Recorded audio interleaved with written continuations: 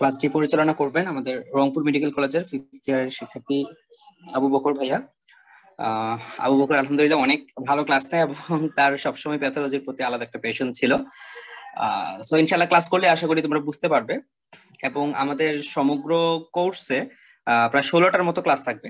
তো সেই 16টা ক্লাস হয়তো বা একসাথে করা কঠিন হয়ে যাবে, এই কারণে আমরা জেনারেল প্যাথোলজি কোর্সটাকে 2টা ভাগে ভাগ করে সাজিয়েছি।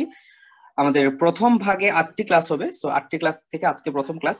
এবং এই ক্লাসটাকে ভালো করে বোঝার জন্য অলরেডি 2 থেকে তিনটা ভিডিও, মানে খুব ভালো করে বোঝাটা খুবই ইম্পর্টেন্ট। যে ভিডিওগুলো আমাদের টেলিগ্রাম গ্রুপে অলরেডি আবু বকর আপলোড করেছে। সো ইনশাল্লাহ তোমরা অবশ্যই সেই ভিডিওটা যদি কারো দেখা না হয়ে থাকে সেই ভিডিও 3টা দেখে নিও। এবং আজকে ক্লাস শেষে আমাদের গ্রুপে এই ক্লাসের কন্টেন্ট গুলা সবগুলা দিয়ে দেওয়া হবে টেলিগ্রাম গ্রুপে। সো আমরা টেলিগ্রাম গ্রুপটা আসলে কন্টেন্ট শেয়ারিং এর জন্য ইউজ করি। এবং এছাড়াও আমাদের এই ক্লাসটি যারা ভবিষ্যতে দেখবেন তারাও অবশ্যই ক্লাসটি নিয়ে প্রশ্ন করতে পারবেন। ক্লাসটি নিয়ে প্রশ্ন করার জন্য আমাদের হোয়াটসঅ্যাপ গ্রুপ রয়েছে। সো হোয়াটসঅ্যাপ গ্রুপে কেউ চাইলে তার ক্লাসটি সম্পর্কে কোনো প্রশ্ন থাকলে করতে পারবে, ক্লাস সম্পর্কে কোনো কমেন্ট থাকলে জানাতে পারবে, অথবা যদি কোনো ডিসকাশন থাকে করতে পারবে। সো যে কোনো সময় ইনশাল্লাহ 24/7 তোমাদের কোশ্চেন করার সে অনুমতি রয়েছে এবং ডিসকাশন করার অনুমতি রয়েছে। আমরা সবাইকেই চাই যে সবাই যার যার জায়গা থেকে অনেক সর্বোচ্চ ভালো করে পড়াশোনাটা করুক, কারণ 4th ইয়ারটা আসলে খুবই কঠিন একটা সময়। তো একা একা পড়াটা মানে পড়লে দেখা যায় যে আসলে কুল কিনারা পাওয়া যায় না। এবং এইটাতে কোনো মানে মন খারাপ করার কিছু নাই বা চিন্তা করার কিছু নাই যে আমরা কোশ্চেন করলে, আমি একটা নোট করে গ্রুপে দেখাইলে, আমি একটু ভালো করে পড়াশোনা পারলে মানুষ কি ভাববে। মানুষের ভাবনা দিয়ে তো আর জীবন চলবে না। তো আমরা অবশ্যই চেষ্টা করব যে ক্লাসগুলো সম্পূর্ণ মানে ক্লাসগুলো থেকে সম্পূর্ণ বেনিফিটটা পাওয়ার জন্য অবশ্যই ক্লাসের আগে চেষ্টা করব ক্লাসের টপিকগুলো পড়ে ফেলার। ক্লাসের আগে যদি সম্ভব নাও হয়, ক্লাস যেদিন হবে সেই দিনের মধ্যে বা 12 ঘন্টার মধ্যে আমরা চেষ্টা করবো যে ওই টপিকটা বই থেকে পড়ে ফেলার। তো বইয়ের ক্ষেত্রে আমরা অবশ্যই রবিন্সকে ফলো করার চেষ্টা করবো, রবিন্সের পাশাপাশি প্যাথমা, গোলজান, এই বইগুলো আমরা একটু ফলো করার চেষ্টা করবো ইনশাআল্লাহ। সো ক্লাস সম্পর্কে বাকি ডিটেলস ইনশাআল্লাহ আবু বকর সিদ্দিক বলবে। এবং আমাদের কোর্সের মেইন অর্গানাইজার আবু বকর সিদ্দিক, এছাড়া আমি বা মুর্তজা মাঝে মধ্যে 1-2টা ক্লাস নিবো ইনশাআল্লাহ। সো এই প্রথম 8টা ক্লাসের মধ্যে একটা ক্লাস আমারও ইনশাআল্লাহ থাকবে। সো সমগ্র কোর্সটা তোমাদের আবু বকর সিদ্দিক ভাই পরিচালনা করবে। আল্লাহ তাআলা আমাদের কোর্সে অনেক অনেক বারাকাত দিন এবং আমাদের সবাইকে এই কোর্স থেকে বেনিফিটেড হওয়ার চেষ্টা করুক, মানে আমাদের বেনিফিটেড হওয়ার জন্য আমাদেরকে কবুল করুন। সো যদি আমাদের কোর্স নিয়ে তোমাদের কোনো রকম কোনো কনস্ট্রাকটিভ ক্রিটিসিজম থাকে, আমাদের ব্লাইন্ড ফর্ম দেওয়া হবে, ব্লাইন্ড ফর্মে জানাতে পারবে। এবং ব্লাইন্ড ফর্মের পাশাপাশি আমাদেরকে বা আমাকে পার্সোনালিও সবাই ইনবক্স করে বলতে পারবে। সো সবাইকে অনেক অভিনন্দন এবং অনেক অনেক শুভকামনা জানিয়ে আমরা আমাদের ক্লাস শুরু করছি। সো আবু বকরের কাছে আমি হ্যান্ড ওভার করলাম পরবর্তী ক্লাসটা। আসসালামু আলাইকুম। আসসালামু আলাইকুম ভাইয়া। হ্যাঁ, ওয়ালাইকুম আসসালাম। আবু বকর, তোমাকে সুন্দর মতো শোনা যাচ্ছে, তুমি তাহলে ইন্ট্রোডাকশন দিয়ে ক্লাস শুরু করতে পারো, আমি তোমাকে হোস্ট করে দিচ্ছি। আচ্ছা,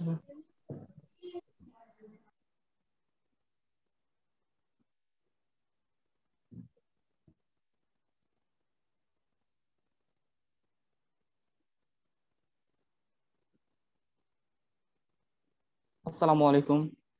আচ্ছা, কথা ঠিক মতো কি শোনা যাচ্ছে? একটু রেসপন্স করতে হবে, ঠিক আছে?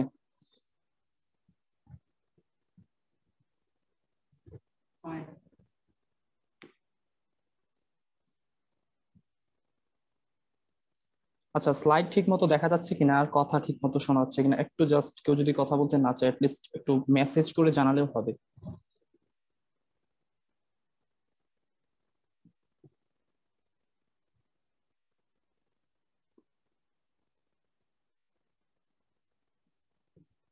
আচ্ছা, ঠিক আছে। আসসালামু আলাইকুম। আজকে হচ্ছে আমাদের জেনারেল প্যাথোলজির একবারে প্রথম ক্লাস। আমি হচ্ছে আবু বকর সিদ্দিক, রংপুর মেডিকেল কলেজে 5th ইয়ারে। তো আমি হচ্ছে 3টা ভিডিও দিয়েছিলাম। আচ্ছা, স্লাইড এখনো আসেনি তাই না? স্লাইড তো আমি অলরেডি শেয়ার করে দিয়েছি। আচ্ছা, স্লাইডটা তাহলে আসুক, ততক্ষণ আমরা কিছু কথা বলি। সেটা হচ্ছে আমি যে 3টা ভিডিও দিয়েছিলাম, তো দেখা গেছে যে মানে আমি 3টা ভিডিও নিয়ে জাস্ট শুধু 5 মিনিট কথা বলবো। তারপর আমরা ইনশাল্লাহ একবার আমাদের যে মেইন কন্টেন্ট সেখানে ইনশাল্লাহ শুরু করবো। সেলুলার অ্যাডাপ্টেশনস মানে এই জায়গাটা অনেকেই হয়তো দেখেনি বা দেখার সময় পায়নি। যতই আমি 3টা ভিডিও একদিন আগে দিয়ে রাখি না কেন, দেখা যায় যে আসলে দেখা হয়ে ওঠে না সবসময়। তো এই 3টা নিয়ে কথা বলবো। স্লাইড গুলা দেখা গেলে একটু আমাকে জাস্ট শুধু কনফার্ম করলে হবে ইনশাল্লাহ। আচ্ছা, স্লাইড তো অলরেডি শেয়ার, দেখি একটু।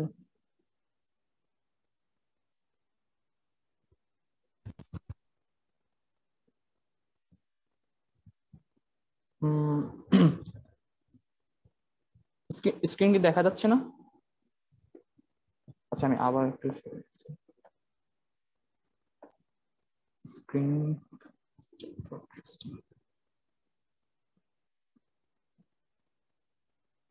এবার আসার কথা। আচ্ছা, আসসালামু আলাইকুম। আমরা শুরু করছি আজকে আমাদের প্রথম ক্লাস। তো ক্লাসের ক্ষেত্রে আমি যেটা কয়েকটা কথা বলবো, একটা হচ্ছে যে আসলে ক্লাস শুধু শুনলে যে ব্যাপারটা হবে, শুধু মাথায় শুধু শোনা হবে, ঠিক আছে? তো একটু খাতা কলম নিয়ে বসতে হবে। আর আমি ক্লাস শেষে হচ্ছে তিনটা বই, ঠিক আছে, তিনটা বই, কিছু কিছু টপিক্স এর ব্যাপারে আরো কিছু বই থেকে নেওয়া আছে, যে পিডিএফ গুলো আছে সেই পিডিএফ গুলো আমি হচ্ছে সবগুলো দিয়ে দেবো ইনশাল্লাহ। তখন আপনি মানে দাগিয়ে নিয়ে ভালো মতো পড়তে পারবেন। আর পাশে বই অথবা খাতা থাকলে সবচেয়ে ভালো হয়। আসলে বসে বসে ক্লাস করলে আসলে এটা ব্রেন ওইভাবে, মানে বসে বলতে কি, শুয়ে থেকে ক্লাস করলে জাস্ট শুধু ক্লাস দেখলেই ব্রেন আসলে এইভাবে নেয় না, ঠিক আছে? একটু পর ক্লাসে মনে থাকবে হয়তো কিছুক্ষণ, তারপরে আবার ভুলে যাওয়া যাবে, এই হচ্ছে একটা ব্যাপার। আর হচ্ছে প্রতিটা টপিকস পড়ানোর সময় যে কোনো রকম কোশ্চেন আপনি অবশ্যই কোশ্চেন করবেন, এবং কোশ্চেন আপনার কনসেপ্ট যতটুকু ক্লিয়ার করা দরকার বলে আপনার মনে হয় একবারে সম্পূর্ণ কনসেপ্ট ক্লিয়ার করে আপনি এখান থেকে যাবেন। আর 2 নম্বর কথা হচ্ছে, একটা টপিকস সম্পূর্ণ পড়ানোর পর কোশ্চেন করলে সবচেয়ে ভালো হয়। মানে যে ক্ষেত্রে দেখা যাবে যে আপনি যদি মাঝখান থেকে কোশ্চেনটা করেন, ছোটখাটো একটু ইন্টারাপশন, এটা বড় একটা প্রবলেম না। বাট আরো একটা প্রবলেম হয়, সেটা হচ্ছে যে দেখা গেল যে আমি সম্পূর্ণ টপিকসটা পড়ানোর পর আপনার ওই কোশ্চেনের অ্যান্সারটা চলে আসছে, হ্যাঁ। তো এখন একটা কথা আসতে পারে যে ভাইয়া আমি তো কোশ্চেনটা ভুলে যেতে পারি পরে, সো আপনি একটু লিখে রাখতে পারেন যে আপনি কি কোশ্চেনটা করতে চাচ্ছেন। তো আমরা শুরু করি। আচ্ছা, কেউ একজন রেসপন্স করলে বেশ ভালো হয়, যে আমরা কি শুরু করবো তাহলে এখন?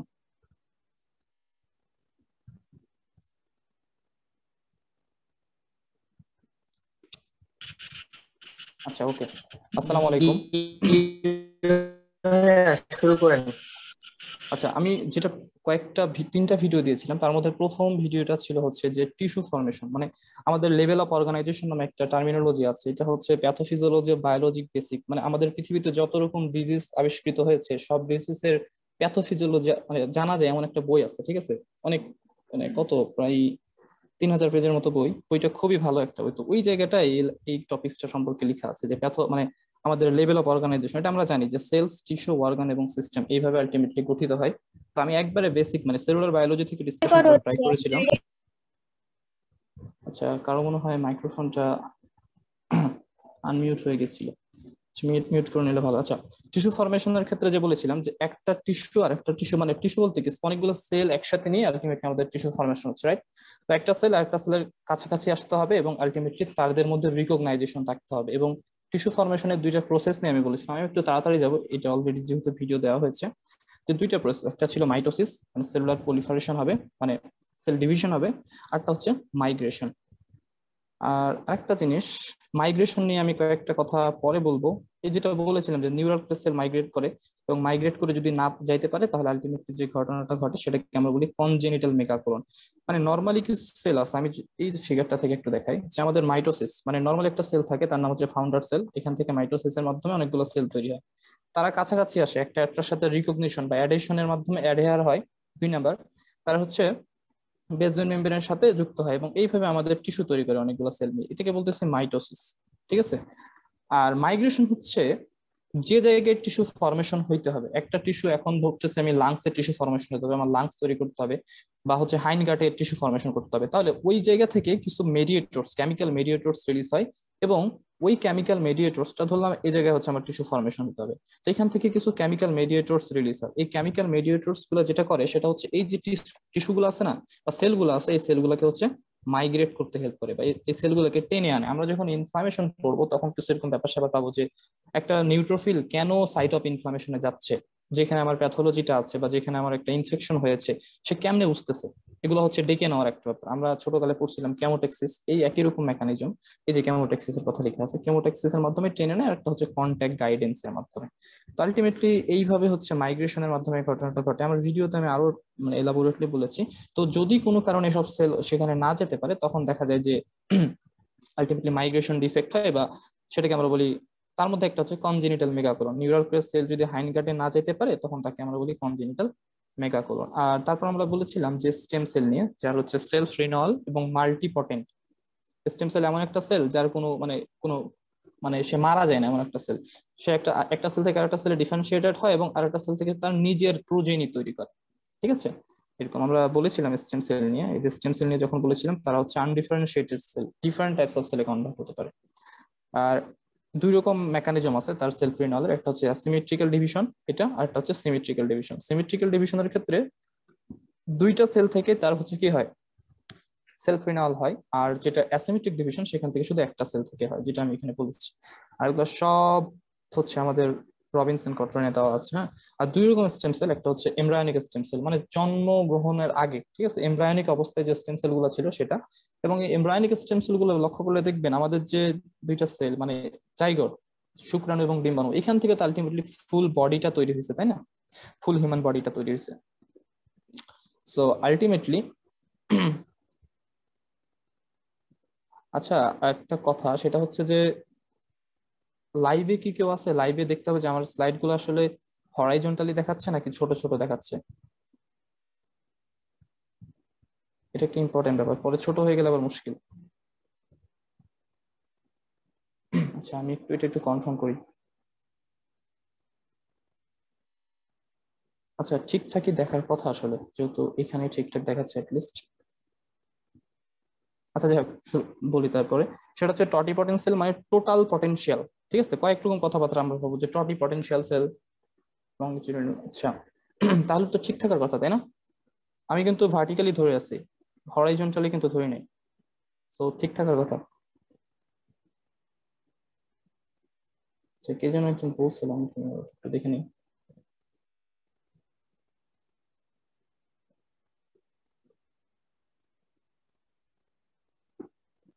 আচ্ছা, ওকে, থ্যাংক ইউ। আচ্ছা, যেটা বলছিলাম যে টটি পটেনশিয়ালের ক্যাপাবিলিটি আছে, তার টোটাল পটেনশিয়াল আছে, সে ডিফারেন্ট টাইপস অফ সেলে কনভার্ট হতে পারে, ঠিক আছে? যেমন একটা টটি পটেনশিয়াল,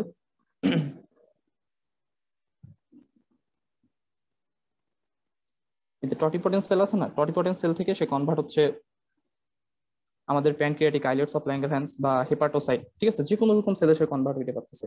হেপাটোসাইট বা নিউরন দুইটা দুই জায়গা থেকে আসতেছে, এটা হচ্ছে একটোরাম থেকে আসতেছে, কার্ডিয়াক মায়োসাইট এটা হচ্ছে মেসোরাম থেকে আসতেছে। সো ডিফারেন্ট টাইপস অফ সেলে সে কনভার্ট হতে পারতেছে, তাই না?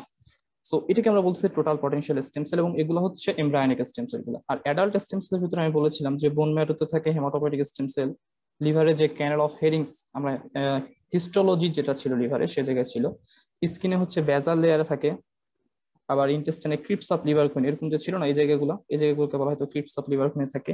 ব্রেনে হচ্ছে নিউরাল কিছু স্টেম সেল থাকে। স্কেলেটাল মাসেলে স্টেলেট সেল নামে একটা সেল আছে, সেই সেলটা হচ্ছে স্টেম সেলের কাজ করে। আর হচ্ছে এখানে হচ্ছে লিম্বাল কর্নিয়াল সেল, ঠিক আছে? লিম্বাল কর্নিয়াল সেল হচ্ছে এখানকার স্টেম সেলের কাজ করে। আমি একটু র্যাপিড যাচ্ছি কারণ এগুলো আমি অলরেডি বলে ফেলেছি।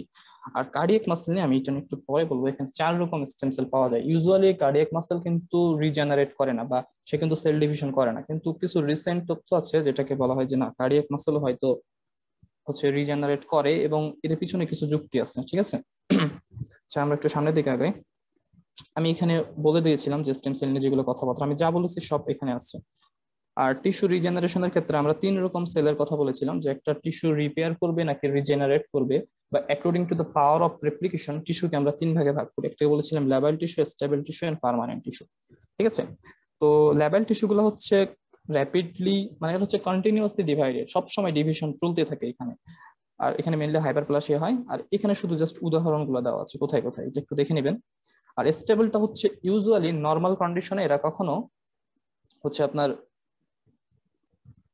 করে না, কখনো ডিভিশন করে না। এরা যখন কোনো স্ট্রেসফুল কন্ডিশন আসে, লাইক হচ্ছে একটা লিভারের অর্ধেক কেটে ফেলছি আমি, বা হচ্ছে আমার হচ্ছে একটা কিডনির আমি একদিক কেটে ফেলছি, বা অ্যাকিউট টিউবুলার নেক্রোসিস বলে একটা টার্মিনোলজি আছে, অ্যাকিউট টিউবুলার নেক্রোসিস যদি কারো হয়, তখন পিসিটি সেলগুলো সব মানে ধ্বংস হয়ে যায়, ডিস্ট্রয় হয়ে যায়। তো ওই পিসিটি সেল তৈরির জন্য নর্মালি তো সেখানে আমাদের লেবেল সেল নাই যে সাথে সাথে তৈরি করবে, যেহেতু পিসিটি সেলের ওখানে হচ্ছে আমাদের স্টেবল সেল থাকে। এইরকম কন্ডিশনে যখন একটা অ্যাডভার্স সিচুয়েশন ক্রিয়েট হয়, তখন আলটিমেটলি তারা হচ্ছে আবার ডিভিশন করে, এবং আলটিমেটলি এটিএন থেকে হচ্ছে ঠিকঠাক মতো, মানে আলটিমেটলি এটিএনটা ঠিক হয়। এর আগ পর্যন্ত, যতদিন পর্যন্ত না সেলটা ঠিকঠাক হচ্ছে বা যতদিন পর্যন্ত না সেলটা ডিভাইড করতেছে, এর আগ পর্যন্ত পেশেন্টকে ডায়ালাইসিস চালাই যেতে হবে। আচ্ছা, একটা পার্মানেন্ট সেলে কোনো প্রকার ডিভিশন হবে না। ইউজুয়ালি আমরা পার্মানেন্ট সেল বলতে নিউরন, স্কেলেটাল মাসেল এবং কার্ডিয়াক মাসেলকে বুঝে থাকি। আচ্ছা, এটা ছিল আমাদের ওভারঅল, মানে 3টা ক্লাস নিয়ে একটু জাস্ট আমি থ্রু আউট কথাবার্তা বলে গেলাম। এই জায়গা থেকে কারো যদি কোনো কোশ্চেন থাকে আপনারা আমাকে করতে পারেন। 2 নম্বর কথা হচ্ছে, এখন দেখা গেলো কোশ্চেন মনে পড়তেছে না, পরে পড়ার সময় কোশ্চেন মনে পড়লে আমাদের যে গ্রুপগুলো আছে সে জায়গায় আপনি কোশ্চেন করতে পারেন, টেলিগ্রাম গ্রুপ বা হোয়াটসঅ্যাপের গ্রুপ। আর এগুলো তো আমি অলরেডি বলে ফেলেছিলাম। কারো কোনো কিছু থাকলে আপনারা আমাকে বলতে পারেন, দেন আমি হচ্ছে আমাদের নেক্সট একবারে আজকে যে টপিকস সেটা নিয়ে শুরু করবো ইনশাল্লাহ। কারো কোনো কোশ্চেন আছে? না থাকলে আমরা সামনে আগাবো ইনশাল্লাহ। এবং এটা আপনি জাস্ট একটু মনোযোগ দিয়ে পড়েন, আপনার অ্যাটলিস্ট 3টা বই প্যাথোলজি পড়া হয়ে যাবে, যেটা হয়তো কোনোভাবেই পসিবল হইতো না আপনার এই 4th ইয়ারের বা 3rd ইয়ারের সময়। কারণ ultimately first time pathology Robbins পড়তে মানে প্রথম একটা পেজ পড়তে 40 মিনিট লাগে, এবং আলটিমেটলি বুঝতে আবার পরে আরো 40 মিনিট লাগে, এরকম একটা অবস্থা হয়। মানে আমি আমি আমার নিজের কথা বলছি, এমন লাগতো আর কি। আচ্ছা, তাহলে মনে হয় সবাই বুঝে গেছে, আমরা একটু শুরু করি। যে আমরা আজকে যেটা নিয়ে আলোচনা করবো সেটা হচ্ছে প্যাথোলজি, রাইট? প্যাথোলজি আসলে কি করে? নর্মালি আমরা যে ফিজিওলজি পড়ছি এইটার জাস্ট একটু উল্টাই গেলে যেটা পাবো সেটা হচ্ছে প্যাথোলজি। এটা হচ্ছে প্রথম কথা। তো এখানে একটা খুবই সুন্দর একটা ডেফিনিশন দিয়ে রাখছে, এটা জানার আসলে মানে মুখস্থ করার কোনো দরকার নাই, বলার জন্য বলা।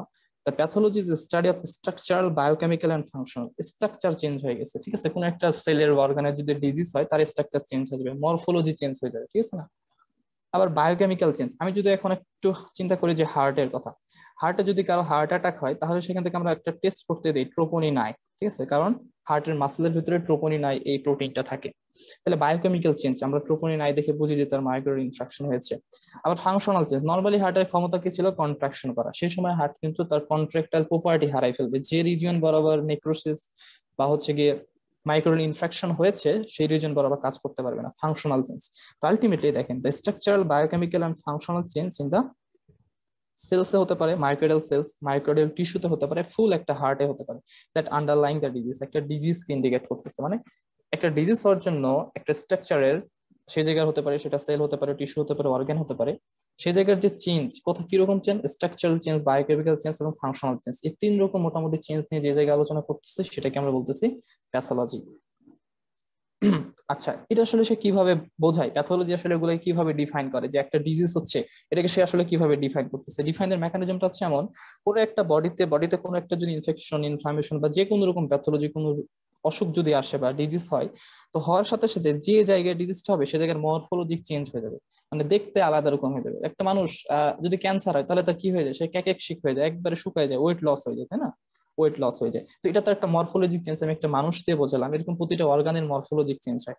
আবার মাইক্রোবায়োলজি, তো এখানে যেটা হচ্ছে, আপনি মরফোলজি দেখে বুঝতে পারবেন যে না এর এই সমস্যাটা হচ্ছে। আবার মাইক্রোবায়োলজিক্যাল কিছু টেকনিক আচ্ছা, আপনি মনে করেন এখন মাইক্রোবায়োলজিক্যাল আমরা কিছু টেস্ট করে থাকি, এই এলাইজা টেস্ট বা হচ্ছে ইমিউনোফ্লুorescent অ্যাসে টেস্ট বা হচ্ছে আইসিটি টেস্ট, ঠিক আছে? আইসিটি ফর এগুলো কিন্তু করা হয় বেশ, আইসিটি কিন্তু ওয়ার্ডে মানে হসপিটালে ওভারঅল করা হয়, এলাইজাও করা হয়। তো এগুলো হচ্ছে মাইক্রোবায়োলজিক্যাল টেস্ট। আবার হচ্ছে ইমিউনোলজিক্যাল টেস্ট, অনেকগুলো ক্যান্সার আছে, ক্যান্সারের ক্ষেত্রে দেখা যায় যে ইমিউনোলজি, যে ক্যান্সারটা আসলে বি সেল থেকে আসতেছে নাকি টি সেল থেকে আসতেছে। তো বি সেল এবং টি সেলকে ইন্ডিকেট করে এমন কিছু মার্কার আছে যেগুলো অলরেডি আবিষ্কৃত হয়ে গিয়েছে। তো ওই মার্কার গুলা দেখা হয়, ঠিক আছে? যেমন হচ্ছে আমরা বলি না CD4 positive sell, CD8 positive sell, এরকম ব্যাপার স্যাপার গুলা। And molecular techniques. আচ্ছা, ইমিউনোলজিকের সাথে হচ্ছে এটা আসে, ইমিউনোলজিকের ভিতরে এলাইজা এবং আইএফটি আসে। আচ্ছা, মলিকুলারের ভিতরে CD4 পজিটিভ, আমি একটু সরি আমি টুলটা বলেছি, সেটা হচ্ছে মলিকুলার টেকনিক যেগুলো আছে সেগুলোর সাথে CD4 পজিটিভ এগুলো আসে, ঠিক আছে? আর মাইক্রোবায়োলজিক যেটা, সেটা হচ্ছে আমরা কোনো একটা ব্যাকটেরিয়া কোন মিডিয়ামে গ্রো করতেছে, ঠিক আছে? কোন একটা ব্যাকটেরিয়া, আমরা যখন মাইক্রোবায়োলজি পড়তে যাবো দেখা যায় যে কোনো ব্যাকটেরিয়া চকলেট আগার মিডিয়াতে গ্রো করে, মানে একটা ব্যাকটেরিয়া গ্রো করার মিডিয়াম ডিফারেন্ট, এবং ডিফারেন্ট মিডিয়াতে গ্রো করে আমরা বলতে পারি যে না এটা হচ্ছে এই ব্যাকটেরিয়া, এটা হচ্ছে এই ব্যাকটেরিয়া। এই যে বিভিন্ন টেকনিক্স এর উপর বেস করে আমরা এটাকে বলতেছি যে তার এই সমস্যাটা হয়েছে। মানে সত্য কথা বলতে কি, একটা ডিজিজকে আমরা ডায়াগনোসিস করতেছি, ঠিক আছে? এবং এই ডিজিজটাকে ডায়াগনোসিস করতেছে বিভিন্ন টেকনিকের মাধ্যমে, এবং এই টেকনিকটা হেল্প করতেছে আমাদের, যেই মেকানিজমের মাধ্যমে বা যেসব টেস্টের মাধ্যমে করা হয় সেগুলো হচ্ছে এগুলো মরফোলজিক, মাইক্রোবায়োলজিক, এবং এটাই মেনলি হেল্প করা হচ্ছে আমাদের প্যাথোলজি। মানে এই কাজটা আলটিমেটলি করে প্যাথোলজিতে, আমি এটাই জাস্ট শুধু বুঝাইতে চাচ্ছি। দেখেন যে pathology attempt to explain the why and wherefore of the signs and symptoms of manifested by the patient. Just এটুকুই, যেখানে স্ট্রাকচারাল, বায়োকেমিক্যাল, ফাংশনাল চেঞ্জ নিয়ে কথা বলা হয়, ঠিক আছে? আচ্ছা, আরেকটা কথা খুব ইম্পর্টেন্ট, যে আপনি প্যাথোলজি জানলেন ভালো কথা, কিন্তু কথা হচ্ছে কি, প্যাথোলজি আসলে একটা আরেকটা সুন্দর কোরিলেশন আছে, সেটা হচ্ছে যে প্যাথোলজি মানে বেসিক সায়েন্স, তাই না? আর হচ্ছে ক্লিনিক্যাল মেডিসিন। আপনি যদি প্যাথোলজি না বুঝেন তাহলে ক্লিনিক্যাল মেডিসিন কোনোভাবেই বোঝা পসিবল না, ইট ইজ কোয়াইট ইম্পসিবল। হ্যাঁ, ওই আর কি, গল্প ছিল না যে কোন যেন নাপিত ছিল, ফোড়া কেটে দেয়, কারণ তার কোনো ওই ব্যাপারে মানে যখন তাকে শিখে দেওয়া হলো যে এই বরাবর নার্ভ গেছে তারপর হচ্ছে আর্টারি গেছে, তখন কিন্তু সে আর কাটতে পারে না। এরকম হচ্ছে ব্যাপার। আপনি এমনিতে জানেন যে এটার ক্ষেত্রে এই ওষুধ দেওয়া হয়, কিন্তু যখন প্যাথোলজি বুঝে, কমপ্লিকেশন বুঝে ট্রিটমেন্ট করতে যাবেন বা ব্যাপারটা ভাবতে যাবেন ক্লিনিক্যাল মেডিসিনের সাথে কোরিলেট করে, তখন আসলে কাজটা লাগবে। তো এই প্যাথোলজি মানে বেসিক সায়েন্স এবং হচ্ছে ক্লিনিক্যাল মেডিসিন, এই দুইটাকে কোরিলেট করা এবং এই দুইটাকে একসাথে অ্যাড করতে যেটা হেল্প করে সেটা হচ্ছে আমাদের জেনারেল প্যাথোলজি। ঠিক আছে, তো আমরা একটু সামনে আগাই। আর জেনারেল প্যাথোলজি হচ্ছে আনডিফারেন্সিয়েটেড। আনডিফারেন্সিয়েটেড বলতে কি, স্টেম সেল যেমন আনডিফারেন্সিয়েটেড বলেছিলাম, জেনারেল প্যাথোলজি বলা হয় আনডিফারেন্সিয়েটেড, বিকজ জেনারেল প্যাথোলজি সব রকম প্যাথোলজির সাথে রিলেটেড। সেই সিস্টেমিক প্যাথোলজি বুঝতে যান, দেখেন আপনি লিভার প্যাথোলজি পড়তেছেন, সেটা কিন্তু ডিফারেন্সিয়েটেড, সেটা হেপাটোলজি নিয়ে ডিসকাস করতেছে। কিন্তু জেনারেল প্যাথোলজি সব রকম সিস্টেমিক প্যাথোলজিকে ডিফাইন করা যায় জেনারেল প্যাথোলজি দিয়ে। সো এটা হচ্ছে একটু নন স্পেসিফিক। আর concept of cellular basis of disease, ধারণা করা হয় যে একটা ডিজিজ হওয়ার পিছনে একটা সেল দায়ী।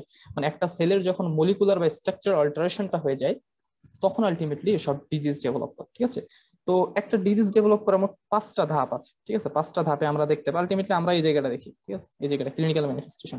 একটা ডিজিজ হওয়ার জন্য অবশ্যই কিছু কারণ থাকতে হবে, কারণ আমরা বলি না কজ, প্রতিটা ডিজিজের কজ পড়তে পড়তে শেষ। থার্ড ইয়ার বা ফোর্থ ইয়ারে যারা আছে তারা হচ্ছে ওই ওয়ার্ডে গেলে দেখা যায় যে এটা হওয়ার কারণ কি, প্রথমে কারণ খুঁজতে হবে। ঠিক আছে, কারণের পর যেই কারণে ডিজিজটা হচ্ছে সেটা হচ্ছে ওই অর্গান, যে অর্গানকে এফেক্ট করে বা যে টিস্যুকে এফেক্ট করে, সে জায়গার কিছু বায়োকেমিক্যাল এবং মলিকুলার চেঞ্জ করবে। এই যে বায়োকেমিক্যাল এবং মলিকুলার চেঞ্জ করে তার ডিজিজটা করতেছে ওই অর্গান বা টিস্যুতে, এটাকে বলতেছি প্যাথোজেনেসিস। ঠিক আছে, এবং এই বায়োকেমিক্যাল মলিকুলার চেঞ্জ দেখেন, যখন হার্টের এমআই হয়, সর্বপ্রথমে আমরা কিন্তু হার্ট হচ্ছে নেক্রোসিস সবকিছু আলাদা রকম হয়ে যাচ্ছে এরকমটা কিন্তু পাই না। আমরা যে ঘটনাটা পাই সেটা হচ্ছে তার বায়োকেমিক্যাল চেঞ্জ, ট্রোপোনিন আই বের হয়ে আসে, ট্রোপোনিন আয়ের পরিমাণ বেড়ে যায়। আমরা কিন্তু বায়োকেমিক্যাল চেঞ্জটাই প্রথমে পাই। তারপরের দিকে গিয়ে আমরা যেটা পাই morphological change, morphology of the heart, হার্টের মরফোলজিক্যাল চেঞ্জের অনেকগুলো সিকুয়েন্সিয়াল স্টেপস আছে। যখন সিস্টেমিক প্যাথোলজি পড়ানো হবে তখন এই ব্যাপারগুলো সম্পর্কে আসলে জানা যাবে। আর আলটিমেটলি মরফোলজিক্যাল চেঞ্জ যখন চলে যায়, হয়ে যায়, তখন আলটিমেটলি হয় কি যে আমাদের ফাংশন অফ দ্য অর্গান, অর্গানটার যে ফাংশন ছিল সে ফাংশনটা থাকে না। সো ফাংশন যদি না থাকে তাহলে কি আলটিমেটলি আমরা ক্লিনিক্যাল ম্যানিফেস্টেশনে পেশেন্ট প্রেজেন্ট করবো। কিন্তু কথা হইতেছে আমরা কোন অবস্থায় দেখতে পারি। দেখেন, যদি এমআই হয় তাহলে এই অবস্থায় মোটামুটি পেশেন্টকে ডায়াগনোসিস করে ফেলতে পারতেছি এবং এই অবস্থা থেকে তাকে ট্রিট করতে পারতেছি, এরকম একটা অবস্থা। কারণ এসব এসব মানে ডিজিজের হচ্ছে আর্লি ম্যানিফেস্টেশন আসে। আবার অনেক ডিজিজ আছে যে একবার এই অবস্থায় আসে, মানে আমি এই 4 অবস্থায় তাকে ব্লক করতে পারি না, কিন্তু কোনোভাবে যদি কোনো পেশেন্টের কোনো ডিজিজ হওয়ার পরপরই তাকে ঠিকঠাক মতো এই 4 অবস্থাতে যে কোনো অবস্থাতে যদি আপনি ধরতে পারেন বা ডিজিজটা ডায়াগনোসিস করতে পারেন বা তার স্টেজটা অ্যাটলিস্ট বুঝতে পারেন, তাহলে সেই জায়গা মতো যদি আপনি সেটা ট্রিটমেন্ট করতে পারেন, তাহলে হয়তো বা এই ক্লিনিক্যাল ম্যানিফেস্টেশন আসার আগেই মোটামুটি ঠিকঠাক করে ফেলা যাবে। তবে এটা খুব রেয়ার এবং এটা পারাও বেশ ক্লিনিক্যাল স্কেলের দরকার আছে। আচ্ছা, এই জায়গা থেকে আমি একটু লিখে রেখেছি সব, এগুলো হচ্ছে আপনাদের ইয়া দেওয়া আছে, মানে এখানে দাগানো আছে সবকিছু। জাস্ট একটু দেখাই দিতে চাচ্ছি যাতে কোড পড়ার সময় একটু ভয় না লাগে। ইটিওলজিক্যাল ফ্যাক্টরের ভিতরে দুইটা কথা, একটা হচ্ছে আগে চিন্তা করা হতো যে আমাদের দুইটা কারণে ডিজিজ হচ্ছে, একটা হচ্ছে জেনেটিক অ্যাবনর্মালিটি আছে অথবা ইনভায়রনমেন্টাল কোনো কারণ, এবং এই দেখেন জেনেটিক অ্যাবনর্মালিটি অথবা ইনভায়রনমেন্টাল কিছু কারণ। কিন্তু এখন ধারণা করা যে ব্যাপারটা হয় যে দেখা যায় যে একটা ডিজিজ হওয়ার জন্য একটা কারণ আগে ধারণা করা হতো, কিন্তু এখন দেখেন আর্থারোস্ক্লেরোসিস, আর্থারোস্ক্লেরোসিস হওয়ার জন্য ইনভায়রনমেন্টাল কজ আছে, জেনেটিক কজ আছে, আবার হচ্ছে আপনার ফ্যামিলিয়াল কজ আছে, এইজ একটা ইম্পর্টেন্ট ফ্যাক্টর, মেটাবলিক ফ্যাক্টর অনেকগুলো আছে। সো একটা ডিজিজ হওয়ার জন্য অনেকগুলো কারণ হচ্ছে। সো ইটিওলজি একটা ইম্পর্টেন্ট ফ্যাক্টর এবং আপনাকে ফাইন্ড আউট করতে হবে যে কোন ইটিওলজির কারণে আলটিমেটলি ডিজিজটা হচ্ছে। হ্যাঁ, আর প্যাথোজেনেসিস নিয়ে যেটা বলেছি যে প্যাথোজেনেসিস হচ্ছে morphological and clinical manifestations of the disease, এটা আলটিমেটলি ইন্ডিকেট করে sequence of molecular and biochemical and cellular event that lead to the development of the disease. একটা ডিজিজের ডেভেলপমেন্টের ক্ষেত্রে তার মলিকুলার কি কি অল্টারেশন হচ্ছে বা তার বায়োকেমিক্যাল কি কি অল্টারেশন হচ্ছে, তার বায়োকেমিক্যাল কি কি চেঞ্জ আসতেছে, এটাই অ্যাকচুয়ালি ইন্ডিকেট করে প্যাথোজেনেসিস। তো এখানে একটা কথা আছে যে সিস্টিক ফাইব্রোসিস নিয়ে বলছে যে আপনি এটাই মানে সিস্টিক ফাইব্রোসিসের কারণ কারণ জানেন, সিএফটিআর জিন বলা হয়, সিএফটিআর জিন। তো এই জিনের মিউটেশন হলে ইউজুয়ালি সিস্টিক ফাইব্রোসিস হয়। তো এটা জানাটা ইম্পর্টেন্ট না, আপনি কারণ জানেন কিন্তু আলটিমেটলি এর পিছনে কি ঘটনা করতে পারে। দেখেন, কারণ জানা ইজ, এখানে লেখা আছে to know not only the defective জিন অ্যান্ড জিন প্রোডাক্ট, এটা জানাটাই শুধু ইম্পর্টেন্ট না, এর ফলে কি প্রকার বায়োকেমিক্যাল এবং মরফোলজিক্যাল ইভেন্ট হতে পারে এই ব্যাপারটা সম্পর্কে ধারণা থাকতে হবে। কারণ এই বায়োকেমিক্যাল এবং মরফোলজিক্যাল যে ইভেন্ট গুলা, এটা হচ্ছে আমাদের প্যাথোজেনেসিসের সাথে রিলেটেড। ঠিক আছে, আবার হচ্ছে আপনি একটা ডিজিজের প্যাথোজেনেসিস যদি খুব ভালো মতো বুঝতে যান, তাহলে ওই ডিজিজের কি কি বায়োমার্কার আছে এই ব্যাপারটা জানতে হবে। বায়োমার্কার দেখে আমরা অনেক ডিজিজের ডায়াগনোসিস করি। যেমন লিভার ডিজিজ হয়, তাহলে কি হচ্ছে এসজিপিটি বা হচ্ছে এসটি এলটি এগুলো দেখা হয়, গামা গ্লুটাইল ট্রান্সফারেজ, এই ব্যাপার স্যাপারগুলো আসলে এগুলো পরে আস্তে আস্তে চলে আসবে, ইম্পর্টেন্ট ব্যাপার স্যাপার। আর মরফোলজিক্যাল চেঞ্জ, যখন এই বায়োকেমিক্যাল চেঞ্জটা অনেকক্ষণ ধরে থাকবে তখন ওই স্ট্রাকচারের, সেটা সেল টিস্যু হতে পারে, সেলস হতে পারে, তার মরফোলজিক্যাল চেঞ্জ হবে। হ্যাঁ, এবং এই মরফোলজিক্যাল চেঞ্জ দেখে আমরা বুঝি, যেমন বায়োপসি করা হয় না, বায়োপসি আলটিমেটলি এটাকে বলা হচ্ছে ডায়াগনস্টিক প্যাথোলজি। আচ্ছা, সবশেষে ক্লিনিক্যাল ম্যানিফেস্টেশন নিয়ে আসবে আমাদের, এই জেনেটিক অ্যাবনরমালিটি হোক বা বায়োকেমিক্যাল চেঞ্জ বা স্ট্রাকচারাল চেঞ্জ যাই হোক না কেন, সবশেষে আমাদের কাছে যেটা নিয়ে আসবে সেটা হচ্ছে পেশেন্ট ক্লিনিক্যাল ম্যানিফেস্টেশনস। এটা হচ্ছে একবার একটু বেসিক কথাবার্তা। প্যাথোলজি রিলেটেড শুরু করতে হলে আপনাকে এসব ইনফরমেশন অ্যাটলিস্ট মাথার মধ্যে থাকা দরকার। পরীক্ষাতে জীবনও ধরবে না, বাট ডেপথ অফ নলেজের একটা ব্যাপার আছে না, ব্যাকগ্রাউন্ড নলেজ যে ব্যাপারটা, এই ব্যাপারটা থাকার জন্য এই ইনফরমেশনটুকু দেওয়া আপনাদেরকে। আমরা এখন আমাদের মেইন যে টার্গেট বা মেইন যে কথা সে জায়গায় চলে যাবো ইনশাআল্লাহ, সেটা হচ্ছে সেলুলার অ্যাডাপ্টেশনস। আমি বইয়ের মাঝে মানে বেশ কয়েকটা জিনিস বই অ্যাড করেছি, তো তাই একটু এরকম দেখাচ্ছে। আমি যখন দিব তখন আলাদাভাবেই থাকবে সবকিছু, সমস্যা নেই।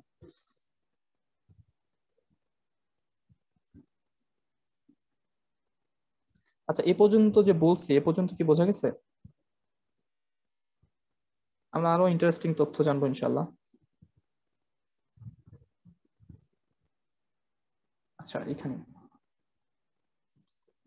সেলুলার অ্যাডাপ্টেশনস। আচ্ছা, আমরা তাহলে সেলুলার অ্যাডাপ্টেশন শুরু করছি। একটা হচ্ছে নর্মাল এপিথেলিয়াল সেল বা ব্রোঙ্কিয়াল সেল, ঠিক আছে? Normal epithelial cell, bronchial cell. আচ্ছা, তার আগে একটু জেনে নেওয়া দরকার যে আমাদের অ্যাডাপ্টেশনটা কি জিনিস।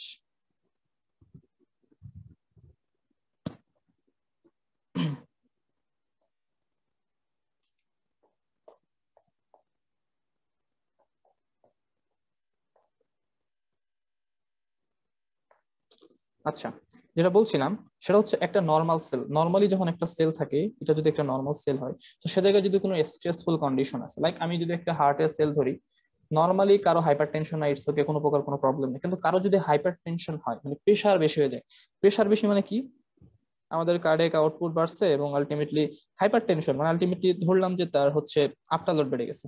আফটার লোড মানে কি, টোটাল পেরিফেরাল রেজিস্ট্যান্স বেড়ে গেছে। টোটাল পেরিফেরাল রেজিস্ট্যান্স বাড়া মানে কি, আলটিমেটলি আমাদের ব্লাড প্রেশার বাড়া। ঠিক আছে, মানে এরকম যদি কোনো কন্ডিশন হয় যে স্ট্রেসফুল কন্ডিশন, ঠিক আছে, হার্টের হাইপার টেনশন হচ্ছে বা মাইটাল ভালভ স্টেনোসিস হয়ে গেছে বা অ্যাওটিক রিগার্জিটেশন হচ্ছে, এরকম কোনো, সরি অ্যাওটিক স্টেনোসিস হচ্ছে, মানে হার্ট ঠিক মতো পাম্প করতে পারছে না বা অনেক ফোর্স দিয়ে পাম্প করতে হচ্ছে, এরকম কোনো স্ট্রেসফুল কন্ডিশন যদি আসে, তখন আলটিমেটলি হার্ট বা যে কোনো স্ট্রাকচার যেটা ট্রাই করবে সেটা হচ্ছে অ্যাডাপ্টেশন। এবং অ্যাডাপ্টেশন চার রকম আমরা বলছিলাম। একটা হচ্ছে অ্যাট্রফি, একটা হচ্ছে হাইপারট্রফি, হাইপারপ্লাসিয়া এবং মেটাপ্লাসিয়া। এটা আমরা ডিসকাশন করবো ইনশাল্লাহ।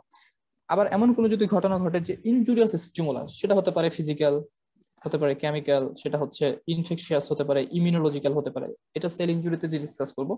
তো এগুলো যদি কোনো কারণে আসে তাহলে আলটিমেটলি সেলটার কি হবে, সেল ইনজুরি হয়ে যাবে। ঠিক আছে, এবং সেল ইনজুরি দুই রকম, যদি খুব কম পরিমাণ ইনজুরিয়াস স্টিমুলাস আসে তাহলে সেটা হতে পারে রিভার্সেবল, আবার আগের মতো অবস্থায় যাবে। আর ইরিভার্সেবল হলে তো বুঝতেছি যে নেক্রোসিস এবং অ্যাপোপ্টোসিসের ডেথ হয়ে যাবে। তো আমাদের আজকের যেটা কনসার্ন সেটা হচ্ছে অ্যাডাপ্টেশনস, এবং এই অ্যাডাপ্টেশনটা কিভাবে হয় এটা নিয়ে আজকে আমরা ইনশাআল্লাহ ডিসকাস করবো।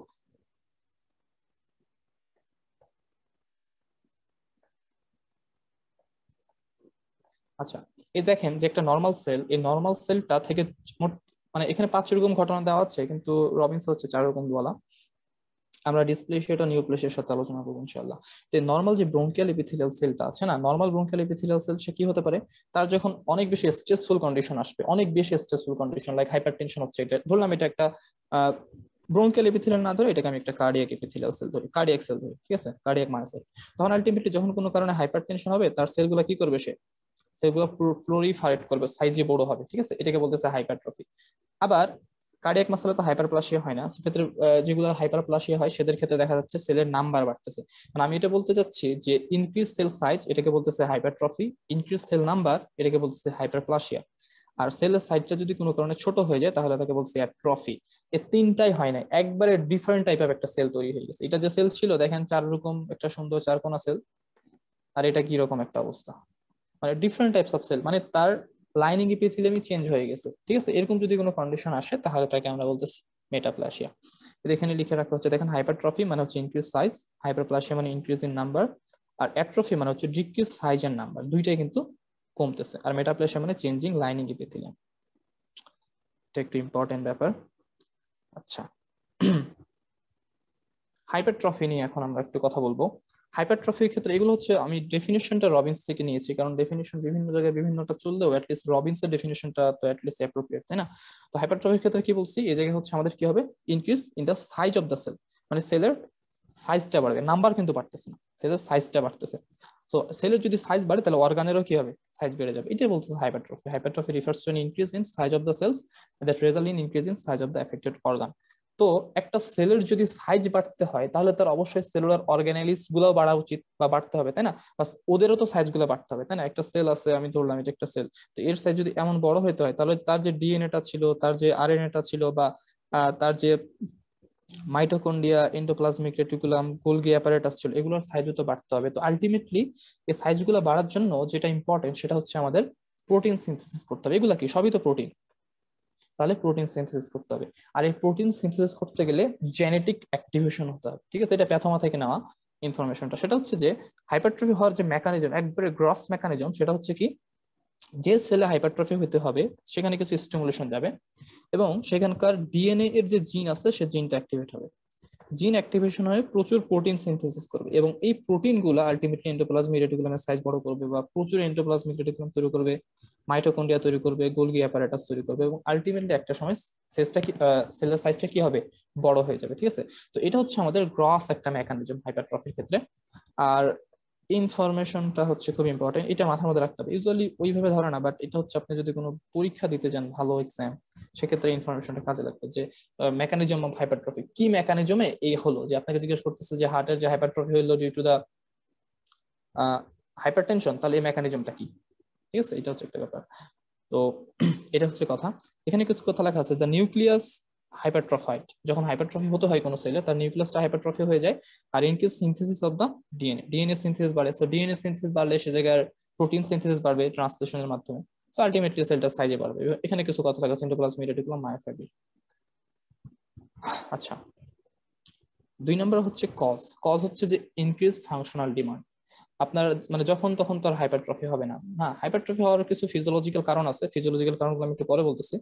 বাট নর্মালি যখন ফাংশনাল ডিমান্ডটা বেশি হবে তখন হচ্ছে আমাদের মেইনলি হাইপারট্রফিটা হবে, ঠিক আছে? ফাংশনাল ডিমান্ড, যখন আমি বললাম যে এখন হার্টকে বেশি কাজ করতে হচ্ছে বা লিভারকে বেশি পরিমাণ, সরি হচ্ছে কিডনিকে বেশি পরিমাণ এক্সক্রিয়েট করতে হচ্ছে, হচ্ছে আমাদের যেসব নাইট্রোজেন, মানে নাইট্রোজেন ম্যাটেরিয়ালস যেগুলো আছে সেগুলো, সেক্ষেত্রে তাদের মধ্যে কি হবে, হাইপারট্রফি হবে, ঠিক আছে? আরেকটা হচ্ছে হরমোনাল স্টিমুলেশন। এই দুইটা কারণ খুবই ইম্পর্টেন্ট, মাথার মধ্যে রাখতে হবে, এটা কিন্তু এক্সামে ধরে, মাস্ট ভাইভাতে ধরে, ঠিক আছে? আচ্ছা, ফিজিওলজিক্যাল কিছু কারণ। আচ্ছা, আরেকটা কথা বলে নিই যে কোথায় হয় হাইপারট্রফির সাইট কোথায়। হাইপারট্রফির ক্ষেত্রে সেলের সাইজ বাড়তেছে, সেলের নাম্বার বাড়তেছে, কি নাম্বার কিন্তু বাড়তেছে না। যেহেতু নাম্বার বাড়তেছে না, তাহলে আমি এটা বলতে পারি যে জায়গায় কোনো ডিভাইডিং সেল নেই, মানে স্টেম সেল নাই। আর স্টেম সেল নাই এমন একটা আমরা অবস্থা জানি কোন দুইটা, cardiac muscle and skeletal muscle, ঠিক আছে? তাহলে হাইপারট্রফি মেইনলি কোন অবস্থায় হয়? হাইপারট্রফি হচ্ছে আমাদের হচ্ছে পার্মানেন্ট সেল হবে, 1 number permanent cell, labile cell, stable cell, 3 রকম সেলে কিন্তু হাইপারট্রফি হবে, সেটা নিয়ে কোনো প্রকার কোনো সমস্যা হবে না। কিন্তু পার্মানেন্ট সেল যেটা আছে সে জায়গায় অবশ্যই কি হবে, অবশ্যই আমার হাইপারট্রফি হবে। আচ্ছা, তো কার্ডিয়াক মাসেল এবং স্কেলেটাল মাসেল তো এই জায়গা তো মেইনলি হচ্ছে আমাদের কি থাকে, এই জায়গাগুলোতে মেইনলি হচ্ছে আমাদের পার্মানেন্ট সেল থাকে এবং এগুলো হচ্ছে হাইপারট্রফি হবে।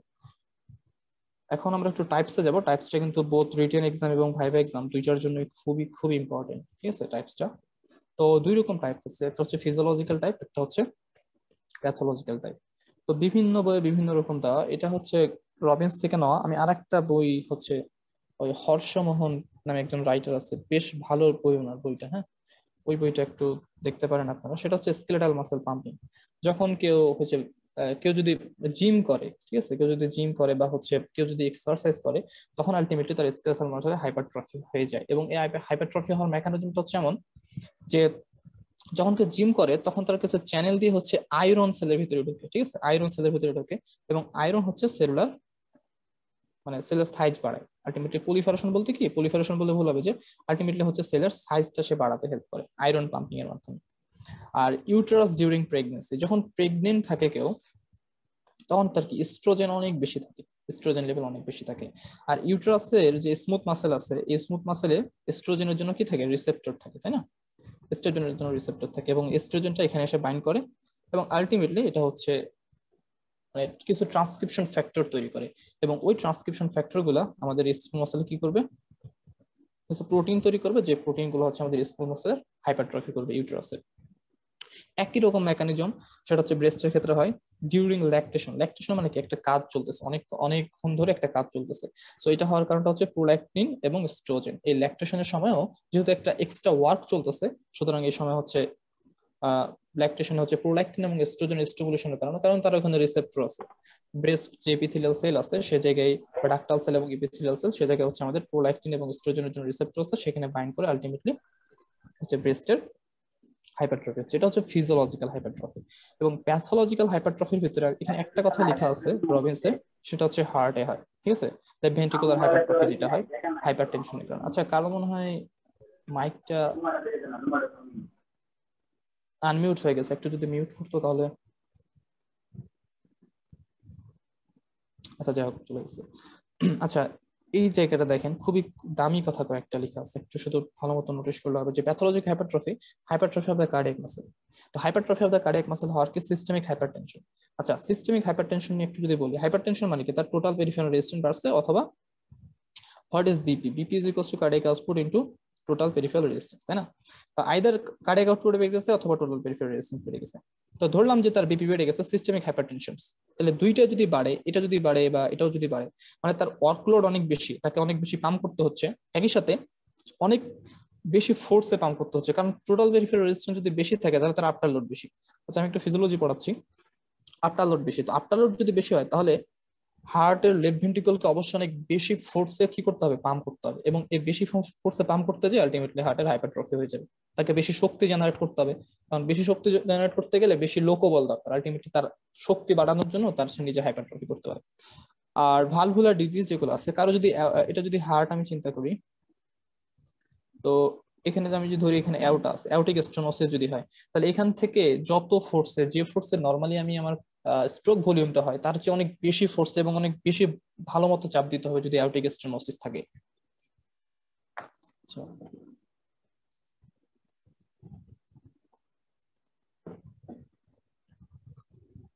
একই রকম মাইট্রাল ইনসাফিসিয়েন্সি, ঠিক আছে, মাইট্রাল ভালভে যদি কোনো কারণে ইনসাফিসিয়েন্সি থাকে, তখন দেখা যাবে কি যে এদিকে চাপ দিচ্ছে, এদিক দিয়ে ব্লাড বের হয়ে চলে যাচ্ছে, ঠিক আছে। তখন আলটিমেটলি যতটুকু কার্ডিয়াক আউটপুট মেইনটেইন হওয়ার দরকার ততটুকু কার্ডিয়াক আউটপুট ঠিক মতো মেইনটেইন হচ্ছে না। সো এই অবস্থায় হার্ট ট্রাই করবে, যাচ্ছে মনে হয় যে কোনো প্রবলেম হচ্ছে, আমি আমার হার্টের হাইপারট্রফি করে ফেলি, ঠিক আছে। এই তিনটা কারণে usually hypertrophy of the cardiac muscle হয়। আচ্ছা, আমি যে মেকানিজম গুলো বলতেছি এগুলো কি বোঝা যাচ্ছে? এগুলো তো বইয়ের মধ্যে আসলে এইভাবে লেখা নাই। না বুঝলে আপনারা বলতে পারেন, সমস্যা না, আমি প্রতিটা কোশ্চেন আনসার দিয়ে যাবো ইনশাল্লাহ। এই টপিকসটা পড়াই আমি ইনশাল্লাহ কোশ্চেনের দিকে যাবো ইনশাল্লাহ। আচ্ছা, hypertrophy of the smooth muscle, smooth মাসেলের ক্ষেত্রে পাইলোরিক স্টেনোসিস, কার্ডিয়াক অ্যাক্লাসিয়া। আচ্ছা, অ্যাক্লাসিয়া সম্পর্কে কারো ধারণা আছে? অ্যাক্লাসিয়াটা কি জিনিস? কেউ চাইলে আনমিউট করে বলতে পারে যে অ্যাক্লাসিয়াটা কি জিনিস।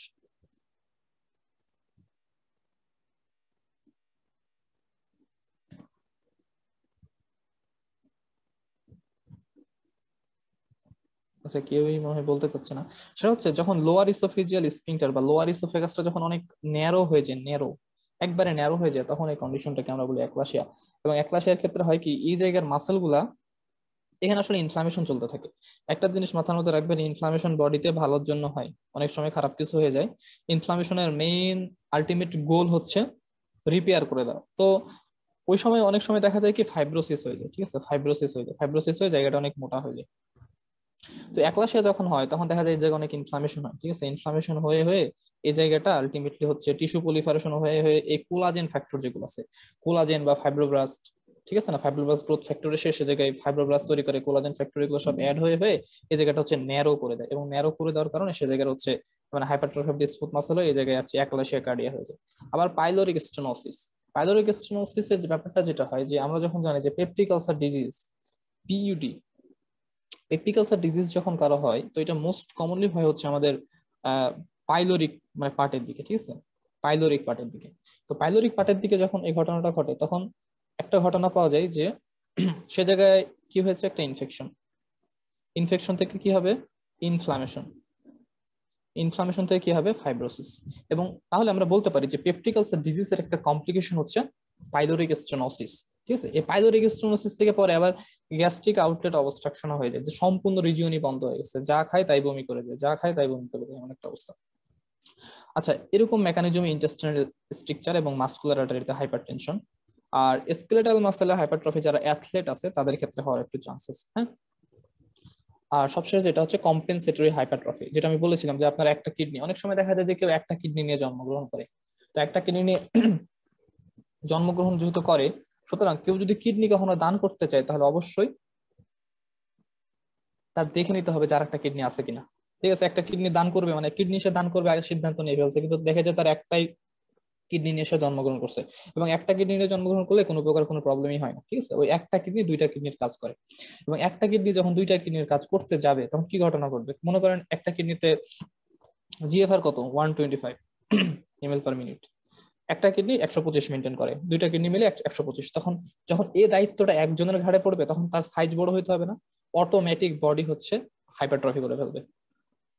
একই রকম ভাবে অ্যাড্রেনাল হাইপারপ্লাসিয়া। হ্যাঁ, তো এই হাইপারট্রফি বা যাই বলেন না কেন, এই ব্যাপারগুলো যতক্ষণ পর্যন্ত বডি অ্যাডাপ্ট করতে পারছে ততক্ষণ পর্যন্ত ভালো, কিন্তু যখনই অ্যাডাপ্ট করতে পারছে না, মানে লেফট ভেন্ট্রিকুলার হাইপারট্রফি হয়ে গেছে, ঠিক আছে ভালো, কিন্তু এটা যখন আর অ্যাডাপ্ট করতে পারছে না, হার্ট আর পারতেইছে না, তখন হার্ট ফেলিওর হয়ে যাবে বা কার্ডিয়াক অ্যারিথমিয়া হয়ে যাবে, আরো অনেক খারাপ কিছু ব্যাপার। এবং সবচেয়ে খারাপ ব্যাপার হচ্ছে আমরা এটাকে আটকাইতে পারি না, কার্ডিয়াক হাইপারট্রফির কোনো মেডিসিনই নেই, লেফট ভেন্ট্রিকুলার হাইপারট্রফির কোনো প্রকার কোনো মেডিসিন নেই।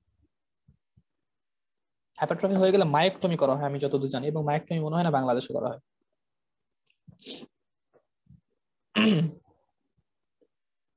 আচ্ছা, এ পর্যন্ত বোঝা গেছে কি, একটু জানালে ভালো হয়। এ পর্যন্ত বোঝা গেছে কিনা বা কারো কোনো কোয়েশ্চেন আছে কিনা? মাইক্রোফোন আনমিউট করে কেউ বলতে চাইলে বলতে পারো, সমস্যা নেই। হ্যালো, আচ্ছা আমার কথা শোনা যাচ্ছে তো, তাই না?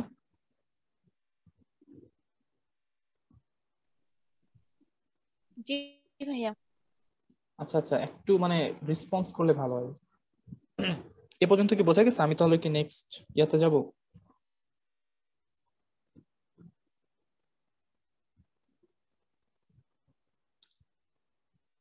আচ্ছা আচ্ছা, মাইটাল স্টেনোসিস, আমি কিন্তু মাইটাল স্টেনোসিস বলিনি। আমি বলেছিলাম, আমি যেটা বলেছিলাম সেটা হচ্ছে গিয়ে অ্যাওর্টিক স্টেনোসিস আর মাইটাল রিগারজিটেশন বা মাইটাল ইনসাফিসিয়েন্সির কথা বলেছিলাম। আচ্ছা আমি আবার বলতেছি,